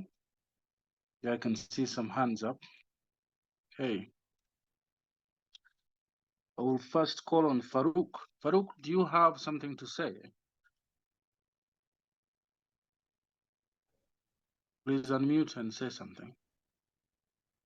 Yes, I greet you all because I don't want to use evening, morning, or afternoon because I don't know your various locations. Right. I, Ambassador Dr. Saad Umar Farouk, Ambassador of African Voices International. I'm so glad to be part of this dialogue today. I learned a lot, and I also wish to make contributions from my own experience. Maybe I will try as much as possible to answer some of your questions from an honest angle. Are we together? Am I loud and clear? Yeah, you're very clear, and that's okay. If you can do that in 2 minutes, I will appreciate so much. I will try. First and foremost, I want to when we talk about democracy, Africa doesn't have a democratic model of its own. That is the beginning of the problem, because if you look at history, when we talk about Mali Empire, Kenan Borno, and the rest, their type of leadership then was not democratic. And I think that is what is reflecting in us right now. That is why when I become a president, I will stay for 50 years, 60 years. At the end of the day, my son will come and continue from where I stopped. So that is in terms of democracy. So when we are talking about coup d'etats, yes, or military leadership, I don't have any problem with any type of leadership. All I want is good leadership. It may be because if you look at the model of the military, if you go to history, they have best type of administration, because military governance, normally they don't give room for some of human rights that we yearn for in democratic governance. So when we talk about maybe the best president, as other speakers have said, I also want to pitch my tent by saying, if we are looking at it from African anatomy, I think apart from late Muammar Gaddafi, I don't have any African best president for now, unless maybe in future, I don't know. Then when you talk about the challenges we are having, from experience, there are two major devils that are bewitching Africans. We don't tell ourselves the truth. We are not honest to ourselves because we are being, let me say, eaten by the conquerors of selfishness, emotion, and sentiments. That is the truth, because today, almost all African leaders, if they come to power, the first thing they do is to look for who is their own and who is not their own. So if we really want to, I want to go with the Malawian, the brother that contributes from Malawi. If we really want to talk about one Africa, first and foremost, we have to remove the barriers, the borders, so that from Nigeria here, I can go up to any other country without having to present any paper. Then secondly, we have to get a unique currency that is being used within Africa. If we don't achieve this, I think we have a long way to go. But my advice to all of us, then another aspect I also want to talk about, we need to stand up. We have to take the bull by the horn, because I strongly believe that every human being on this earth have a lifespan to live. But it will be very, very good within that lifespan if you leave a positive footprint on earth. That is service to humanity. We have to take responsibility. Like all those leaders that don't want to live, let's march to the government house and remove them out. Remove them out by force. We don't even want to have to wait for the military. The youth, like what the other person is saying, if the Europeans come to Africa, they exploit us. If they go there, they also exploit us. I have been to Germany, I have seen, and that is when I decided that I would rather die on this soil than going out to look for a greener pasture. What I intend to do is, the area where I'm living, I will ensure to paint it green, to make it greener. That is what I intend to do, because most of our brothers and sisters who are outside the continent of Africa, let me just be point blank, are slaves there, indirectly, quote and unquote. Because one, almost all the breakthroughs you hear globally, they are done by Africans. They are being deceived that they are being given everything normal, everything is good, their environment, everything is moving right, but they are using their brains in order to make those breakthroughs. Go to history, every information is, thank God for the internet now. Look at the breakthroughs. Most of them are Africans. Talk about good leadership. A lot of Africans are doing well, but the painful aspect is outside the African anatomy. Why can't we have that mindset of coming back to develop Africa? That is my pains. And in view of that, I call on all of us, now that we are talking, I'm happy because when I talked with the president last time, I said, the moment you identify a problem and you start to talk about it, that is to say you are preparing to get to the promised land. We are now talking. The next line of action is policy and their implementations. In Africa, we have good policies, but unfortunately, they are theoretical. Once they come to implementation, we have issues. So I charge or I challenge all the youth, irrespective of the anatomy you belong to. Let's take the bull by the horns. Thank you very much for giving me the opportunity. I know the time you have. Wow. Thank you very much, Ambassador. And I don't regret why I had to cut my speakers for a moment and let you speak. And we listen to you clear and point blank. Take the bull by the horn. And if the youth are listening, that's the right thing to do for a great Africa tomorrow. I still have really a number of questions here, and the speakers are, well, I've just given them a short break as we listened to the ambassador there, and he came out really very clearly. I want to continue. There's a question. The next question is really, should the African anatomy adopt her own democratic style? And we had a question on democracy really in front there, where the president talked about the identity. See, the democracy will have the basic values, and sort of you don't want your democracy to necessarily look like that one of America or Germany, but you want your democracy to benefit your own people in your country. So to answer this question, Watama, Honorable Watama, I call you back again. In a few minutes, if you can answer this question, should the African anatomy adopt her own democratic style? All right, thank you very much, Honorable Lumumba, for that question. It is one of the trending discussions across the continent of Africa and beyond, because we have to acknowledge that to a larger extent, Western democracy has not resulted to the fruits that we expected. To this point, we can acknowledge that there is currently democratic crisis in Africa, and in Africa, Western democracy means a lot. People perceive it differently. To the ordinary man, it might be seen as the ability to go to cast a vote on the voting day.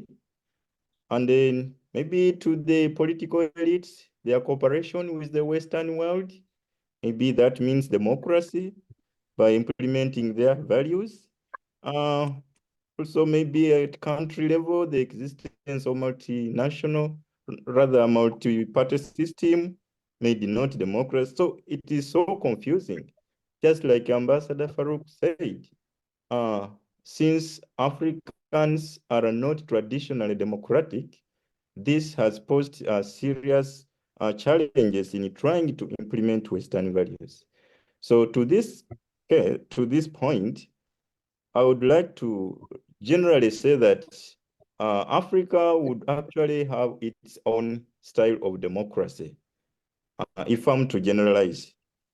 Because if we can skeptically look through the Western democracy, much as it has been widely accepted, but we can still believe that it is not a sacred proclamation, and generally it was not designed to benefit the so-called third world countries. Democracy is not designed to benefit Africa. Unless we come with our own democratic views, the copy and paste of Western democracy found unprepared Africa. And when she conceived it, it actually failed to be borne out. So to this, I can really say that Africa needs its own democracy. And if I can relate it to the values of Pan-Africanism, they are not in contrast. If we capitalized on our truly African-born values as embedded in the slogan of Pan-Africanism with all its underlying values, we would have our own independent, we would have our own ideas just like one panelist said, once we do not have the ability to control our own systems, that doesn't work. If we still have to eat their ideas, we eat their food, we wear their clothes, we accept that all theirs is good and ours is bad, then there is a lot to do. So generally, Africa needs its own style of democracy. Thank you. I agree. I really do agree with you that we are following somebody else's style is not something. We've tried to do that, and we've seen how bad it has ended.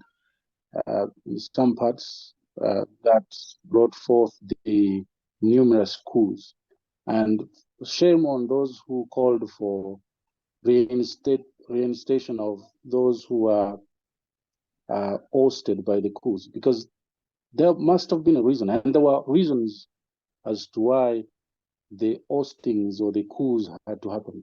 Now you want them to be returned, it means you're working for you. Now we know that. The Africa today knows that very well. Now I still have a number of questions here, but I want to, Professor Ambassador Farouk, I want you to prepare for me for a question which I originally would ask Freedom Legend Abimbola, who has a terrible network today. What's your take on Nigeria's elections? Was it rigged, or was it a decent elections? And what's the way forward as the way of advice for the next elections coming ahead? This, you can prepare yourself and say a few things there, but I will come to you later on as you prepare. I want to ask a question to Isaac. He's been quiet a little bit. As an African anatomy, are we ready for the next agenda ahead? Sort of like the way ahead.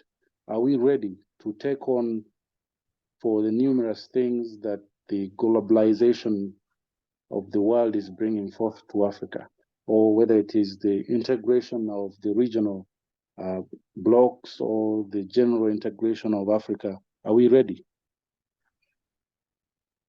Isaac? Okay, thank you very much. Honestly speaking, I think we are ready. I think we are ready. I think that we are developing the consciousness for where we are going to. And I think it's just a process. It's just a little bit of time that we need. I feel that the revolution is happening. There's a reawakening, but we all just need to just join our hands together. You know, we could learn a lot. We could learn a lot from what we are seeing from these military countries like Mali, Gabon, Burkina Faso. They've joined to this in the Sahel Alliance, you know, and they are all defending each other, not defending each other to bring forth wars everywhere, but for the common good of the land, for the security of the land, to pave way for a constitutionalized system. And I think that we are ready for the next agenda. We just need to collectively hold our hands together, all of us. Every time we need to hold our hands together. Freedom Legend, Oliver, Ambassador Umar, you, Freedom Legend, Lumumba, all of us, all those who were not able to join today, but will be reviewing us through our recordings. We all need to hold our hands wherever we are. And as we display certain ethics, whoever is though says, no, there's something about this gentleman. He or she is a freedom giant. She is a freedom giant. He's a freedom giant. And when they get to know who we are, they understand that no, there's indeed a person behind the core mandate. So we are actually ready for the agenda. We just need to hold our hands together and collectively progress. I see strongly that we are doing well. We are doing well. We are progressive. We are progressive. We just need to hold our hands together and eschew all forms of attention. One thing I've realized about Africans is that Africans want attention too much. So Africans always want to be a little bit pampered in a way. So before we find that maybe a president of a country will do something phenomenal for his or her country, he needs to be hailed everywhere across all the TV stations. But that's not the way we can accelerate the agenda and the frontier for Africa. We need to sacrifice. We need to sacrifice so that we can see that 8-year-old child bringing forth a new technological invention right from Africa. We need to begin this. And I was very glad to know that Somalia has joined the East African community. Gradually, when we collaborate together, Nigeria, Niger, when they begin to collaborate, Ghana, Togo, regardless of our neighboring countries, regardless of any border disputes, we are back again as one. When we begin to understand that there's a deeper vision ahead, then we'll act wisely. So let's understand what is really ahead of us. It's not a game. We're not joking. There's something really there. There is something on point. There is something that we must all look up to. And as we do this, there's no way that we can be able to be challenged. So I entreat all freedom giants to stand tall. There's something much more deeper than what we are seeing. There is something more deeper in our homes, in our families, everywhere. I just saw freedom giant Tom Butele, I saw freedom giant Halima to Sadia, all joined just because they came in late for a program, and I was very glad to see all of them join. We need to collectively hold our hands together. That once someone just comes to Nigeria, someone goes to Togo, someone goes to Malawi, someone goes to Uganda, someone goes to Japan, where Honorable Watama currently is studying, we all collaborate together, and they see that no, there is a new trend of Africans who want to see a change. And that's what Dumbuya is doing. That is what, for me, President Kagame is doing. And once we begin to share our views, we begin to progress, everything will be okay. I was very glad when I saw from freedom legend Oliver Sheneme's country, Malawi, who is also the CEO of African Trial, whereby we've also had a couple of freedom giants who've also been on his program, and he's also a freedom giant. I was glad to see from his country how there's this human rights activist and also a comedian called Bon Kalido share his views and protest against the president. And I was glad to know that he wasn't taken into prison for sharing his views, you know. But someone like Bobby Wine in Uganda had a couple of challenges trying to share his views. Even in our own organization, African Voice National, freedom legend Job Mitchell currently said that he's actually at a program. He wished to be there, but he wasn't able to. Then went through hell last year because he was trying to express himself about certain detriment in the incumbent party, which he also is a part. We are all there for a joint vision. If we can all understand each other, support each other, and move together, then indeed the Africa we dream of is going to be very phenomenal in the future. It's going to be very phenomenal. I see a very beautiful Africa, and I really believe it will happen. I won't speak that much, but I believe we have all it takes for the next agenda. We have everything. We have everything it takes. We can raise thousands of kids back to school. It's just about we holding our hands together and behaving as a collective anatomy. The hand cannot function alone. The nose cannot function alone. We need to stand tall and make sure that every national anatomy collaborates together for the African anatomy we want to see, for the United States of Africa we want to see. And that's how indeed there can be a proper global anatomy. We don't want a world whereby Africa is seen below. We want a world whereby we all function as a global anatomy, whereby Africa is respected and seen as a very quintessential continent in the development of the whole world. That's what we want to see, but it depends upon us. So I entreat all of us to rise up. Thank you. All right. Thank you very much, Mr. President. Indeed, the issue of progress is without question. Africa is progressing. Africa is moving forward. Leaps and bounds we take on.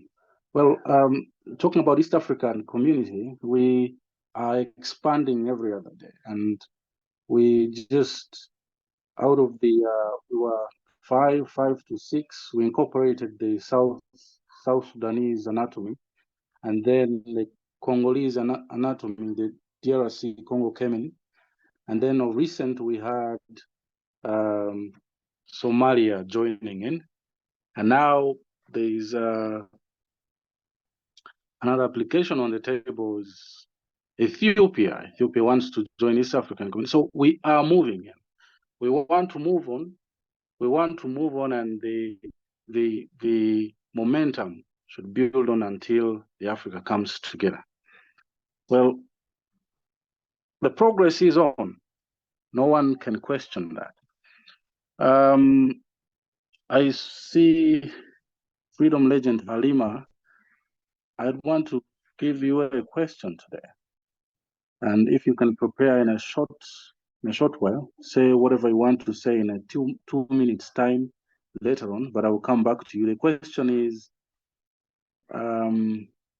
which previously would go to Freedom Legend Abimbola. He's had a terrible network. Will a One Africa be able to combat all new colonial shots targeted to Africa? Because we all know Africa has never gone out of colonialism. We've had a new colonialism tighten the grips of Africa from every angle, from every strength. So will we be able to come out of this in one day?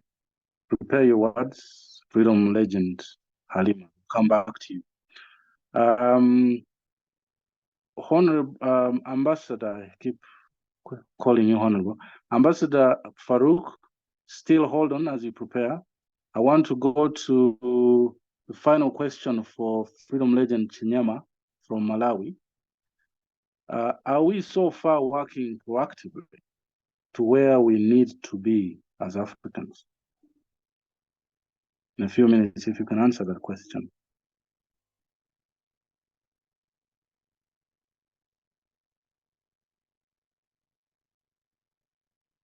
Did you get me? Is he there? Yes, I am here. Actually, I understand Good. that today we're having a little bit of a network problem, but I did get the question. Yeah, the question yes. is, I'll repeat it again.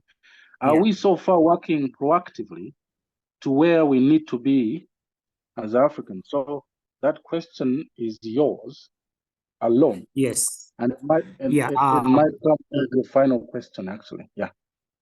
Yes, actually, thank you so much.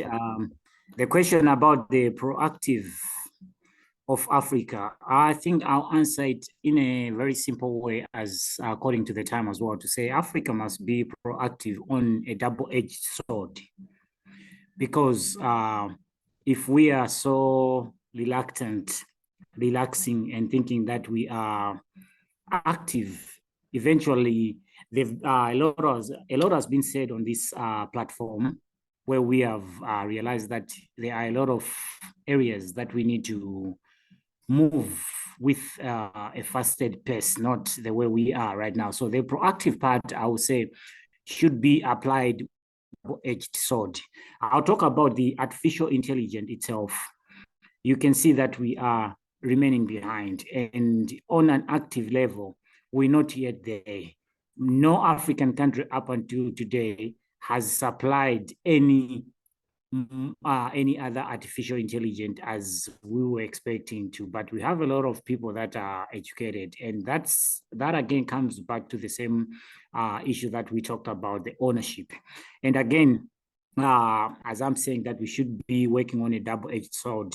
We're looking at the future of jobs and the skills in Africa, whereby most of our young people are still migrating to other continents and leaving the mother continent alone. Eventually, the proactive part in that, it's another question to be looked at.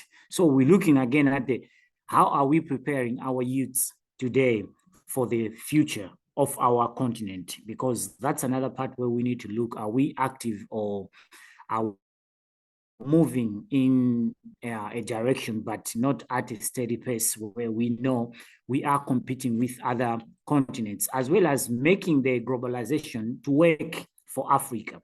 we have to be more competitive on the platform of continents, not to compete with each other. Right now, as Africans, we are busy competing with each other. Instead of working as one unit, as an atomy, we are busy competing with each other. In other countries, they just pick it up from where we left. It's like we are busy fighting with each other instead of helping the continent, uplifting our ideas and making sure that whatever we are developing, we're developing it for the sake of the continent. So I'll go back to say, Africa, if we are to look at the proactive on our side, then we need to not just look at only one angle to say, yes, we are. It needs to be a double-edged sword, like I said, so that we know that when it comes to preparing our youth for the next, for the future jobs and the skills transfer, and to bring Africa to a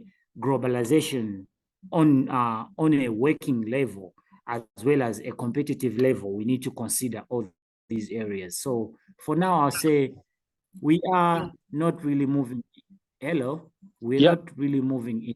We're not really moving into a proactive as we were expecting. The struggle is still there, and we're hoping that one day we might find a proper solution that will work best for us as Africans. Thank you. Thank you very much too. The struggle is still there. We need to move.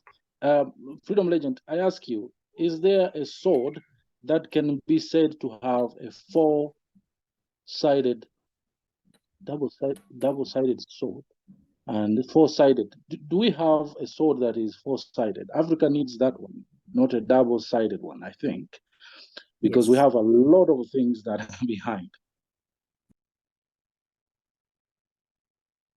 Yeah, so if it's there, we need that one.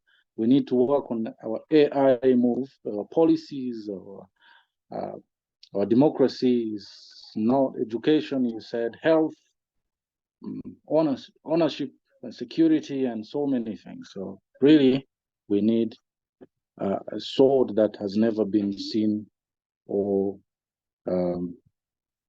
welded before. But we can weld it. We have the power. We have the resources. We only need the leadership to weld this type of sword. Well, I want to thank you very much, Freedom Legend. You've completed your questions. I want to complete with Honorable Watama first before I can go to Ambassador and then Freedom Legend Halima. So Watama, please. The question is, what are the must-do tenets for our youth in Africa today? The must-do tenets for our youth. Yeah, thank you very much, Honorable Lumumba. I will take as little time as possible. First of all, you asked me what are a must-to-do tenets for the youths. In this case, I will talk about the youths themselves, because the governments have tried but have not done what we expect that they would do. So in this case, the youths themselves have a responsibility to reorganize themselves. I will now use the word we, because most of us are the youths who are looked at as current and future agents for Africa's transformation. First of all, I will never hesitate to mention the term decolonization of the mind. The moment we come to realize that we have to own our leadership, we have to own our development. If we put everything under our ownership, if we develop that conscience within our mind, and we refute this education and misorientation that has been put into our mind, that theirs is good and ours is bad. Once we come to realize that that kind of statements are wrong, and we have the ability, we have all the potential to design our own values and implement them, I think that will lead Africa to where we want to reach. So the youths have a responsibility, first of all, to decolonize their minds, to reorient their understanding of affairs. So we have to do that according to my perception. And secondly, in every capacity that we are in, whether at family level, whether at institutional level, anywhere, we have the role to empower ourselves to take the responsibility, to convince our minds that nobody else can change, can bring the desirable change. It is us to influence others, to act, not just to influence, to act. And through doing that, others will join us. And slowly, slowly, it starts as something very little, very small. And as it grows up, it widens and, it will spread all over the continent. So in that case, of course, you cannot undermine the issue of leadership. We have to participate in meaningful politics. We know that a lot has gone wrong, and therefore we are challenged to put it right, because the future that we want has not yet been realized. And of course, there are a lot of issues to talk about, but because of time, I will end with the issue of corruption. We all know that our anatomies are corrupt in one way or the other.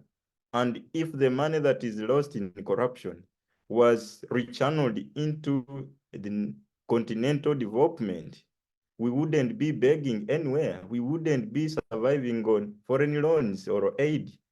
We wouldn't be adhering to foreign conditions at any point. So if we can collectively fight a serious war against all the corruption and related tendencies, then we will have a youth that have the power to challenge all the problems that Africa is facing, and eventually we will be proud to be called Africans everywhere in the world.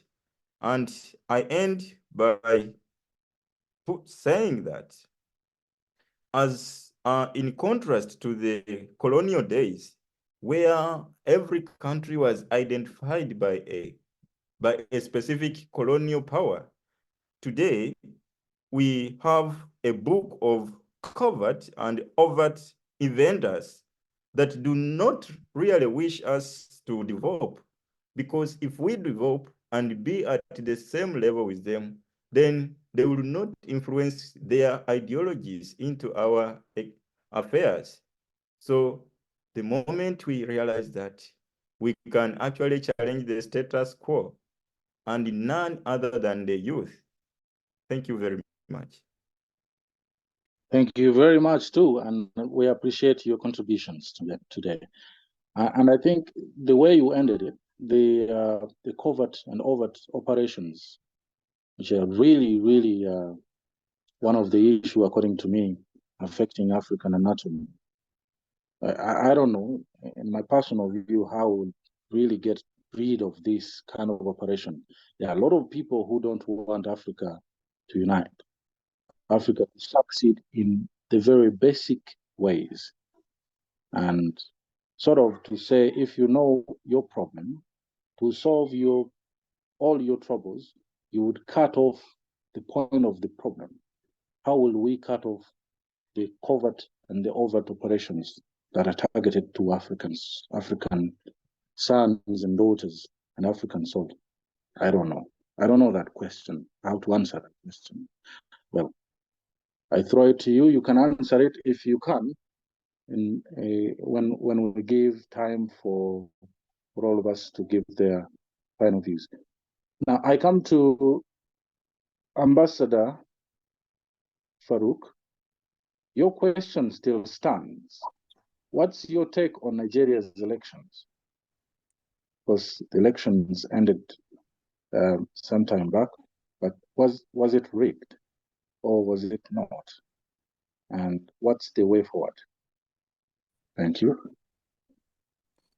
Thank you very much, my beloved brother, Lumumba, Mr. Lumumba. I hope you are hearing me loud and clear, sir. Very clear. Go on. Good. Yes, first and foremost, let us start by looking at the word rigging first. Rigging is a dishonest system for arranging something in a wrongful manner to give you a selfish result. Now, back to the question whether Nigerian 2023 election was rigged or not. Please, you pardon me, I will answer it from two perspectives. Technically, no, but in realistic, yes. So I will dwell more on my yes aspect of the answer. What I mean technically is because as of today, the same president that was elected is the one that is in the office, even after his colleagues or his fellow contestants went to the court, up to the apex court. Technically, they were all defeated. So that is why I say technically, no. But in realistic, yes, because I am a citizen of this country, Nigeria. I followed the election with the evidence. This is with the evidence I saw and I heard. I will still want to agree that it was rigged. Why I said that, I want to look at it from some other perspective, because one, during the election, there were a lot of violence, ethnic profiling, late commencement of elections, malfunctioning of technology, and lack of transport money to their polling units due to Naira scarcity. Naira is the currency that is used in Nigeria. At the peak of the election, we had a very serious scarcity of currency in Nigeria. So all those factors I mentioned lead to voter suppression, and it worked. Now, when you look at it, the leadership of the INEC, which is the body which is in charge of conducting the election, from the beginning, they form a platform for credibility test, which is where they are going to show the result. They call it IREF. And to my surprise, at the end of the day, they did not use it, but technically they defended themselves. Now, if I want to tell you that, yes, I am an honest man because of the way I speak, the way I behave, that is what I told you. But I should show it by I will show it by example. So if you want to use this IREF as a source of showing your integrity, transparency, and honesty, there is no way that at the end of the day, you will fail to use it in announcing your result. If you look at the other aspect, the election was held at various levels, which include fraud, which can obtain outcomes in the number of constituencies. During the election, on the social media, if you are on the social media, you know the cyberspace is a very open space. Once you have your data, once you connect the internet, you will be on that platform. We saw evidence where INEC officials were put in a separate place, not even the designated polling units where the election is supposed to be conducted. They were busy printing ballot papers. And those ballot papers were the same ballot papers that were going to be used as result, which announced the success of that election. So in reality, to be honest, the election was rigged based on many factors, many evidence.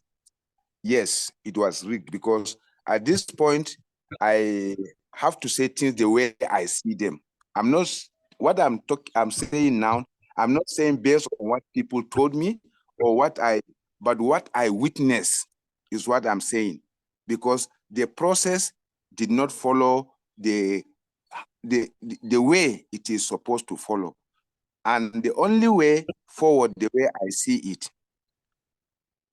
one, thank you. Sentiment. We have to remove sentiments. Like, I will not fail to mention George Oppongwea, the Liberian former president, where election took place. Despite the fact the margin between him and the person who won the election was very small, the man honorably congratulated him. After even having the advantage of being on the seat, he should have used it to torment, to cause problem in Liberia. Today, Liberia's story would have been different now. But I commend him for that singular act. Because of his selfish reasons, he did not allow the people of Liberia to go into war or into crisis. Now, in the Nigerian 2023 election, a lot of personal interest was put forward. It was a do or die affair. In an election where a lot of people were brutally killed, what I mean brutally killed, because of what? Because they want Mr. A to win that election by all means. So anything that want to stop or obstruct that Mr. A will be eliminated, even including taking lives. So the way forward, as Africans, as I said earlier, more especially the youth, we have to stand and take the, though I am not a youth though, because by next year I will be 60, but I always, because they were telling me since when I was small that they should be the leaders of tomorrow. But up to now, I think I'm 60 years. The only opportunity I have is to talk. So yes, that is the truth. Yeah. So the youth really have to take the bull by the horn, because when I watch all those political misdoings, they were perpetrated by the youth. Unfortunately, those political office seekers, about 80 to 90-something% of their children are not even within the borders of this country.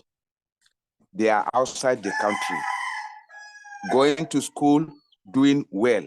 They now come to use the children of the common man by giving them drugs, giving them small food, giving them small money.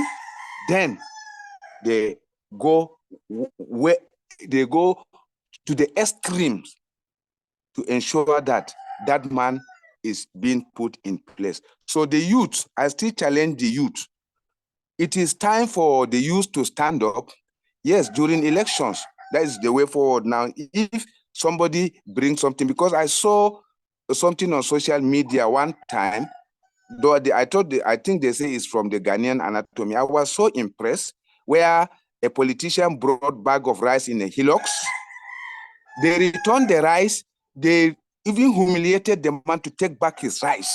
So that is what all African youth need to do in all the African anatomies when it comes to election. When all African youth stand in one voice, with one action, I'm telling you, my dear brother, everything will change. The moment these elderly players come, allow the process to go as transparent as it is supposed to be. So those are some of my suggestions of the way forward. Right. Thank you very much. I think your points are sound and clear, and the youth in the room everywhere in Africa, after playing these recordings, should be able to pick your points right there. Despite everything that happened in elections, the riggings, the selfish interests, and so on, we really, really want to wish the president over there, President Nobu, and all Nigerians a peaceful reign over his time in office. And of course, I've always talked about democracy and elections. Elections don't really mean that everybody is going to have to select you. So the fact that 51% is enough to win an office is really funny for elections or the democracy. Because can you imagine 49% of the people didn't like you, but you have to serve them. So that's when you throw away your personal interests and sentiments and serve the country as a country. Now, thank you very much, Ambassador, for your contributions there. Now we're going to end this sort of questions with Freedom Legend Halima. If you're prepared, just in 2 minutes or 3, if you can, answer the question. Will a One Africa be able to sort of combat all the new colonial gunshots targeted toward Africa? Is it possible?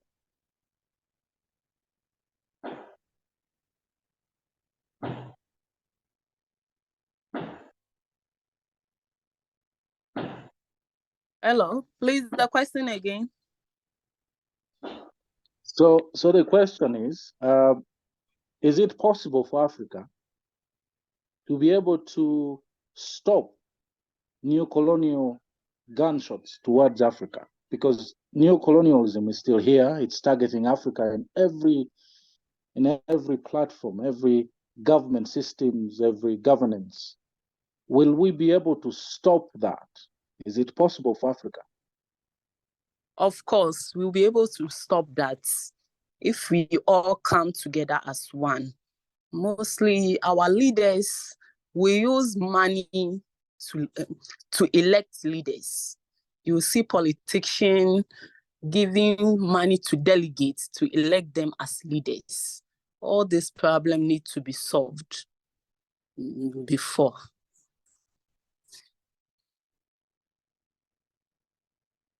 All right. Yes, please. Okay. So Halima says that we are propagating an election system that is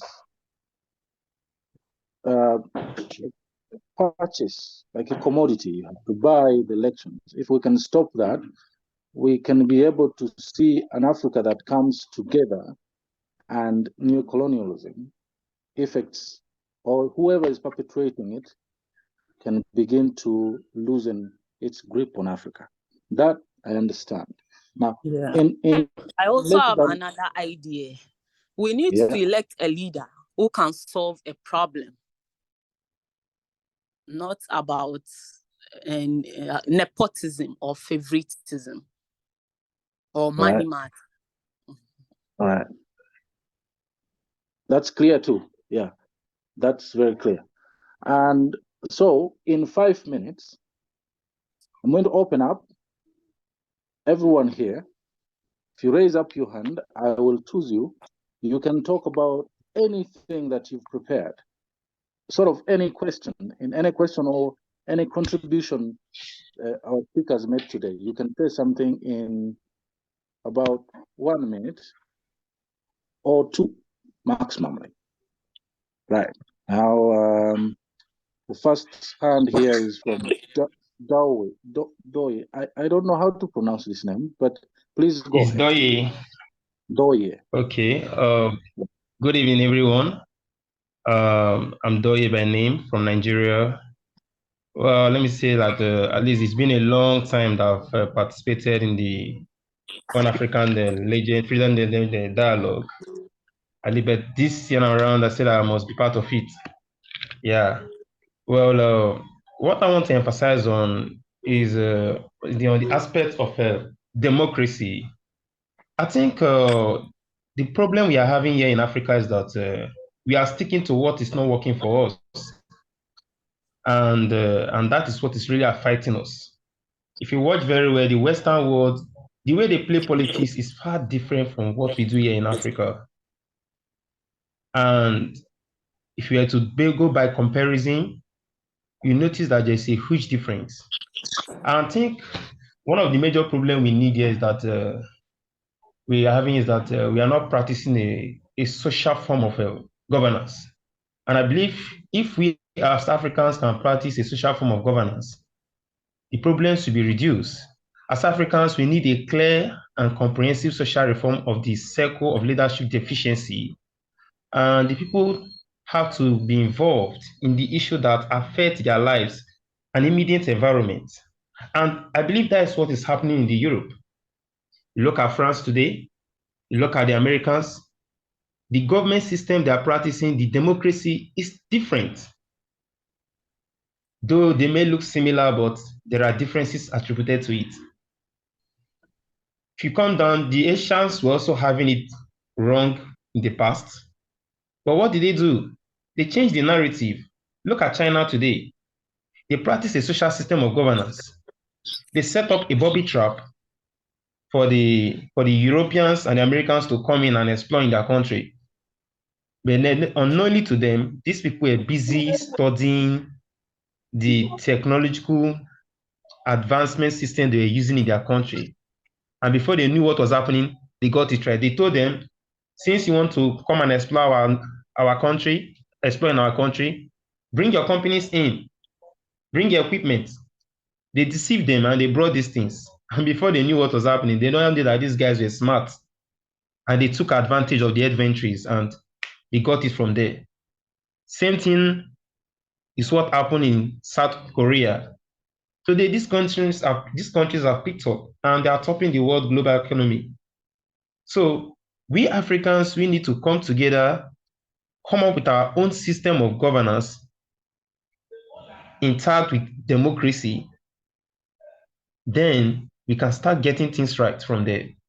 Then talking about the electoral malpractice system. Well, I must tell you one thing. In every government, there's a flaw.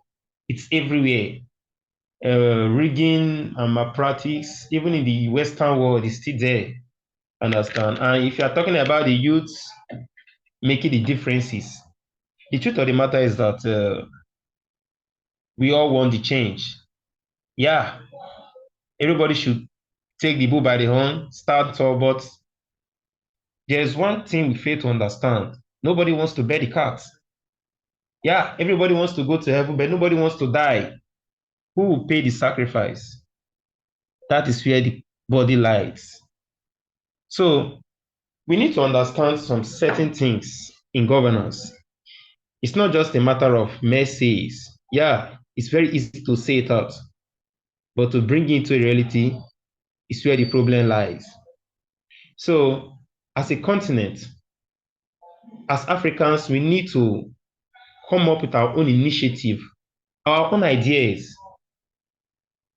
Think of what can work for us. We have a culture in Africa. We should start thinking about these things. In line with democracy, you can't take a copy of what is happening in the Western world and bring it here and you assume that it's going to work for you. We are not the same. So we need to have our own democracy as Africans. Then apart from that, like what Gaddafi was doing when he was alive, he brought the idea of we having one passport as Africans, one currency. Yeah, those are very fantastic ideas. I think it's our time we as Africans, our leaders need to come together and go back to that trend of logic. Because I think that is where we are really missing. Although the Westerns were not happy with the idea because they know that Africans are about to rise, just like what is happening in the Asian continent. You know, they always find it difficult when they find out that a particular country is doing well in the world and they see it as a threat because they know very well that when you start succeeding, you stop relying on them. And when you definitely stop relying on them, automatically the economy starts failing.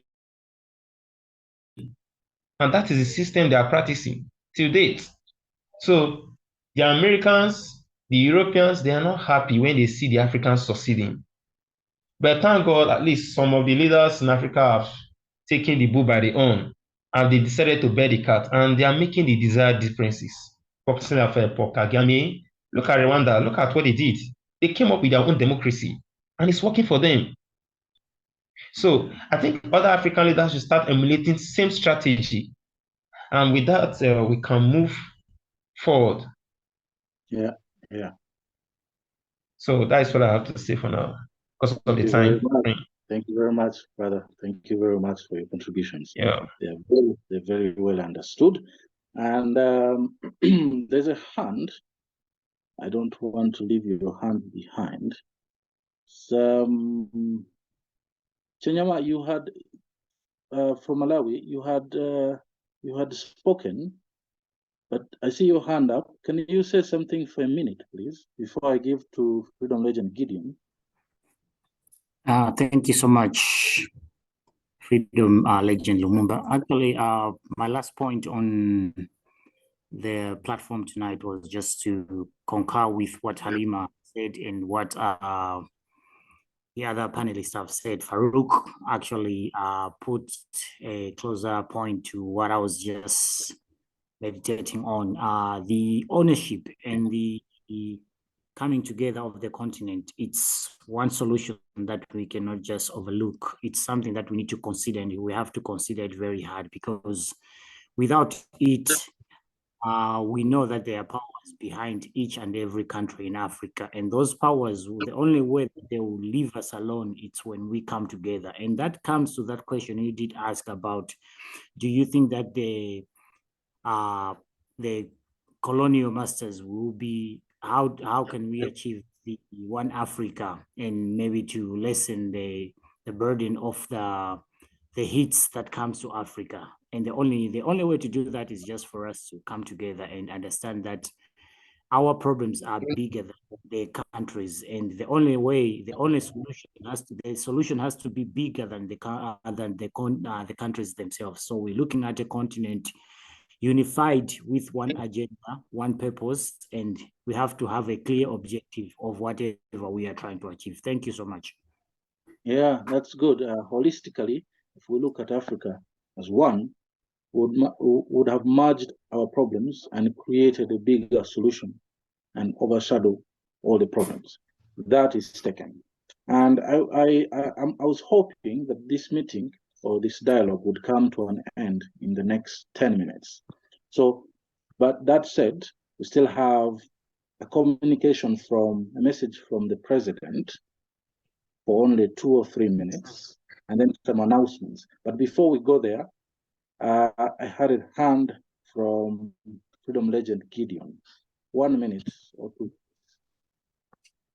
Okay, thank you, Freedom Legend Lumumba. Yeah, so a lot has been said, and then I agreed, and I have the same view as to what has been said so far. But just a little touch up. I see that right now in Africa, we are beginning to gather ourselves up. Yes, and then I believe in the near future, the dreams and the hopes that we have to achieve this this unity is going to be something that will come to reality. Yes, based on certain things we are seeing, just a few shortcomings in other countries, which we are still speaking against, and also praying that everything will be right. Yes, because of some of the leaders, the kind of thing they are doing, and then also we all know that they are not just doing things based on their own will, but we know they are being guided from outside. Yes, because as we all know, our exploiters and our colonizers, actually, they didn't leave. The freedom they gave us was not what we expected, but we can see from other countries that I know, like Burkina Faso, Mali, and others have set the good example, which I think should is in a step in the right direction, because we have given so much liberty to certain political leaders who are really taking advantage of us with our colonial masters to continue to exploit us. So I think we need to wake up and encourage good leadership on the continent, which is going to help us. Because when we do that, it is, and then also on democracy, I think just as most of our freedom giants have pointed out, Africa needs to redefine democracy for herself, actually, yes. Because what we see in the Western world is not what actually is on the ground in Africa. Because anyway, anyhow, anyone that comes into the political arena will have his or her own way to get his way into the political scene. Yes. Yes, we have politicians who buy votes now because the electorates themselves are in such a situation where they feel like they need to be bribed before they exercise their franchise, and then which is a very bad thing, which we need to educate the people on. If we will continue like this, it's not going to help. I think that we need fairness in our electoral system, and then also every leader must be also mindful of how they use the power against the people, because it's these same people that give them the power to do what they want. Yes, but it seems that sometimes power shifts, and then when it comes to the leaders, they tend to focus on what they are doing, but they don't give ears and also opportunity to the masses to also show their interest in the governance process. Because when you look at democracy, it must include the people also. Yes. So I don't want to take much time, but I think I will just come and then I'll just come to a conclusion, and then I'll say thank you for the opportunity. Thank you very much, brother, there for your contributions. We appreciate your contributions forward, and we listen to them very well. Now, as we come to the close of this dialogue today, I want us to remember that the very first speaker was President Isaac. He said that we are never too young to lead. He was quoting from someone, I can't remember. But then he said that we must never doubt our capabilities. We're able. We should stand tall. We should stand tall as the youth from our different anatomies and be relentless. Those are his words. And he continued and said that the power of change in Africa, the democracy is progressive. Things are moving on and things are changing. And then we had Honorable Watama, Ugandan, calling in from Japan. Yes, he also on his view that Africa is moving forward. Africa's future is well. The struggles are real. Africa is experiencing the struggles, yes, but we are also taking leaps and bounds in solving them. And that's right, because as we move forward, unless we're dying, we are actually progressing. That's very true. And then from Malawi, we had the echo, the call for ownership. Africa must own their identity. The education system needs to be redesigned to fit our needs here in Africa. And the health system, he pointed clearly that isn't doing well too, and we need to solve it as Africans. We looked at our security as well, that needed a hand. And many other people, the ambassador, Farouk, really cautioned the youth to speak truthful, because he said the problem of Africa is mainly on the truthfulness. We are not truthful to ourselves and to our policies and our ideas. If we can change that and propel truthfulness and good participation in elections, we can raise good leaders who would in turn consequently lead our integration of Africa into a better hands. Well, many other things were said. I will not go through all of them. And I want to, on my part, invite the president to give his message. On our order paper, it was said to be 3 minutes. Let's give him that. You're welcome.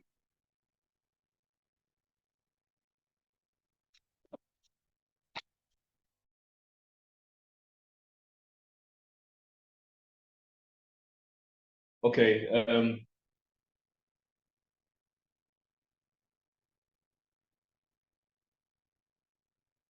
Okay, thank you very much, Freedom Legend Lumumba. I'm very humbled for everything. And I just want to let all of us know that we've had a very phenomenal program. And before we end, I also want to let us know that the mantle lies on each and every one of us. You have a part to play in the revolutionization of the world for the global anatomy we want. You have a consensual part to play at every point in time. You have a part to play, a responsible part to play wherever you are at that point in time. We all interrelate. That's how we form the freedom we want to see. So lay hold on to the freedom you have and make sure that you work effectively and you function responsibly. Everyone is quintessentially responsible in the revolutionization agenda. So don't leave yourself out. You are very quintessential. And without you, we can't progress. So know how quintessential you are and know that with you, the kind of liberation we want to see will happen. You were made for a reason. You are a freedom giant for a reason. And we are here to this time for the kind of future we want to see. That's my short message. Before I end, I also tell that to all stand tall. We are made for more. Freedom giants, we are made for more. We are made for more. It took me lots of sacrifices to make sure that I am here this evening because there were various natural challenges, and wherever I find myself in, I'm currently in a hotel as I'm speaking, because we need to be part of the freedom dialogue. So there will be a very fluent connection on my part. So we are meant for something, freedom giant. We have a particular onus on us, and we must stand tall because a lot of people are looking up to us. Wherever you are from, whether you are from Niger, you are from Sudan, you are from South Africa, you are from Malawi, you are from Chad, you are from Uganda, you are from Madagascar, wherever you are, which anatomies you are from, you have a part to play. Someone from Ghana is looking up to you. Someone from Nigeria is looking up to you. You may be in Uganda, someone in Malaysia is looking up to you. You may be in Ghana, someone in Nigeria is looking up to you. You may be in Malawi, someone in Ghana is looking up to you. We all have a part to play for the liberation process. So play your part well. We are all made for more. And until we stand tall, we won't see the kind of change we want to see. We are the change makers for today. We want to see our leaders. We want to see President Bola Tinubu. We want to see President Akufo-Addo. We want to see President Chakwera performing properly. It's up to us. We must stand tall because we are made for more. Thank you. And I end my message. Thank you too. I mean, this is a platform that must develop all of us. And standing tall is not an option. We have to stand tall. I thank every speaker today. I'm very grateful that you spoke and you gave us your contributions and your ideas and your mind. I can tell you, it built us. It gives us a strength to move forward. As we speak to our friends out there in our different anatomies, we relay your informations you give us. We tell them what you have said, your views, and that's important. That's how the dissemination of the information continues out there. Right. There are announcements here. As I give them, one is Freedom Legends Award is on Tuesday, 19th. That's next week. Do not forget it. The next one is next Freedom Calendar begins in February 2024. Right. Then 3, all other subsequent information will be on our social media handles and website. Right. And thank you very much for the program. And we close. We always have our unique way of closing, the freedom in Africa. I would like the president to close this really. Thank you very much. My name is Freedom Legend Lumumba from Uganda. President? Okay. So as we all know, we say African Voice National or reply Freedom in Africa. So African Voice International, Freedom in Africa. Now, before we go, there was one thing that Freedom Legend Lumumba didn't say, which I'll say before we end, and that was that as much as our Freedom calendar begins in February 2024, the theme for the 2024 year will be available on 1st January 2024 at exactly 12 a.m. The theme for the year was started being planned for around July 2023. We assess, we look at things, we just don't come out and just say whatever. No, it's already available as I'm speaking, but it will be available on all our handles on 1st July 2024. And it's going to be a phenomenal year. Everyone who has joined, a lot of us joined, and those who also spoke, just a handful of us spoke today. And you are the sacrificial tenants. That's indeed in 2024, 2025, and in the future years to come, we can boast about of being the sacrificial freedom giant, who is the foundation for the kind of thing we want to see. First of all, I want to thank Ambassador Umar Farouk for taking time off his busy schedule to be part of our dialogues and for representing the ambassadors. I want to thank also all freedom giants who were successful panelists here, from Freedom Legend Oliver Chenema, who is the CEO of Africa on Trial, to Honorable Watama Wycliffe, who is the Deputy CEO of African Voice International. He's doing so phenomenally well because sometimes he speaks from Japan. The time zones are different. Sometimes we have programs at 2 p.m. He's there, it could be 2 a.m., 1 a.m., and he's already prepared. You know, Freedom Legend Abibola had network problems, but he was there. Thank you very much. Our host, Honorable Denis Lumumba, we are very, very, very, very humbled to have you. And we've had a very lengthy dialogue. When we began, we were having challenges with Zoom. You are very splendid. To our moderator, Honorable Aju Oladapo, thank you very much. And to all freedom giants here who had a splendid show, who gave forth their views. As we go forth, we live here, we are expecting it everywhere, at schools, everywhere, communities, everywhere, as we walk to and fro, for the kind of change we need to see. Just today is Saturday, I think on Thursday, after work, I left work early and I went to a military hospital. I just was speaking to a few people. I just passed by there. I tried to go there on a scheduled day, but let me just pass by there. I went there and I spoke with a couple of people. I brushed through the emergency ward as if I had every staff there. I didn't have any staff there. I just went there. Whoever I could speak to, I spoke with the person. And they were encouraged. You have an onus on you. Play your mantle very well. And as I'm saying, the Freedom Year 2024 is a very phenomenal year. We've gone through the times of testing, and the Freedom Year 2024 is going to be a very amazing year. A very, very amazing year. It's going to be a very, very amazing year. A very amazing year. So, to all of us, this year on our theme of Day of Transformation, we have 4 tenets. We had the amalgamation, we had the reunification, we had the restoration, we had the actualization. We had all of those, you know, and in 2024, we're going to see all phenomenal tenets. It's going to be a phenomenal year. So stand tall wherever you are.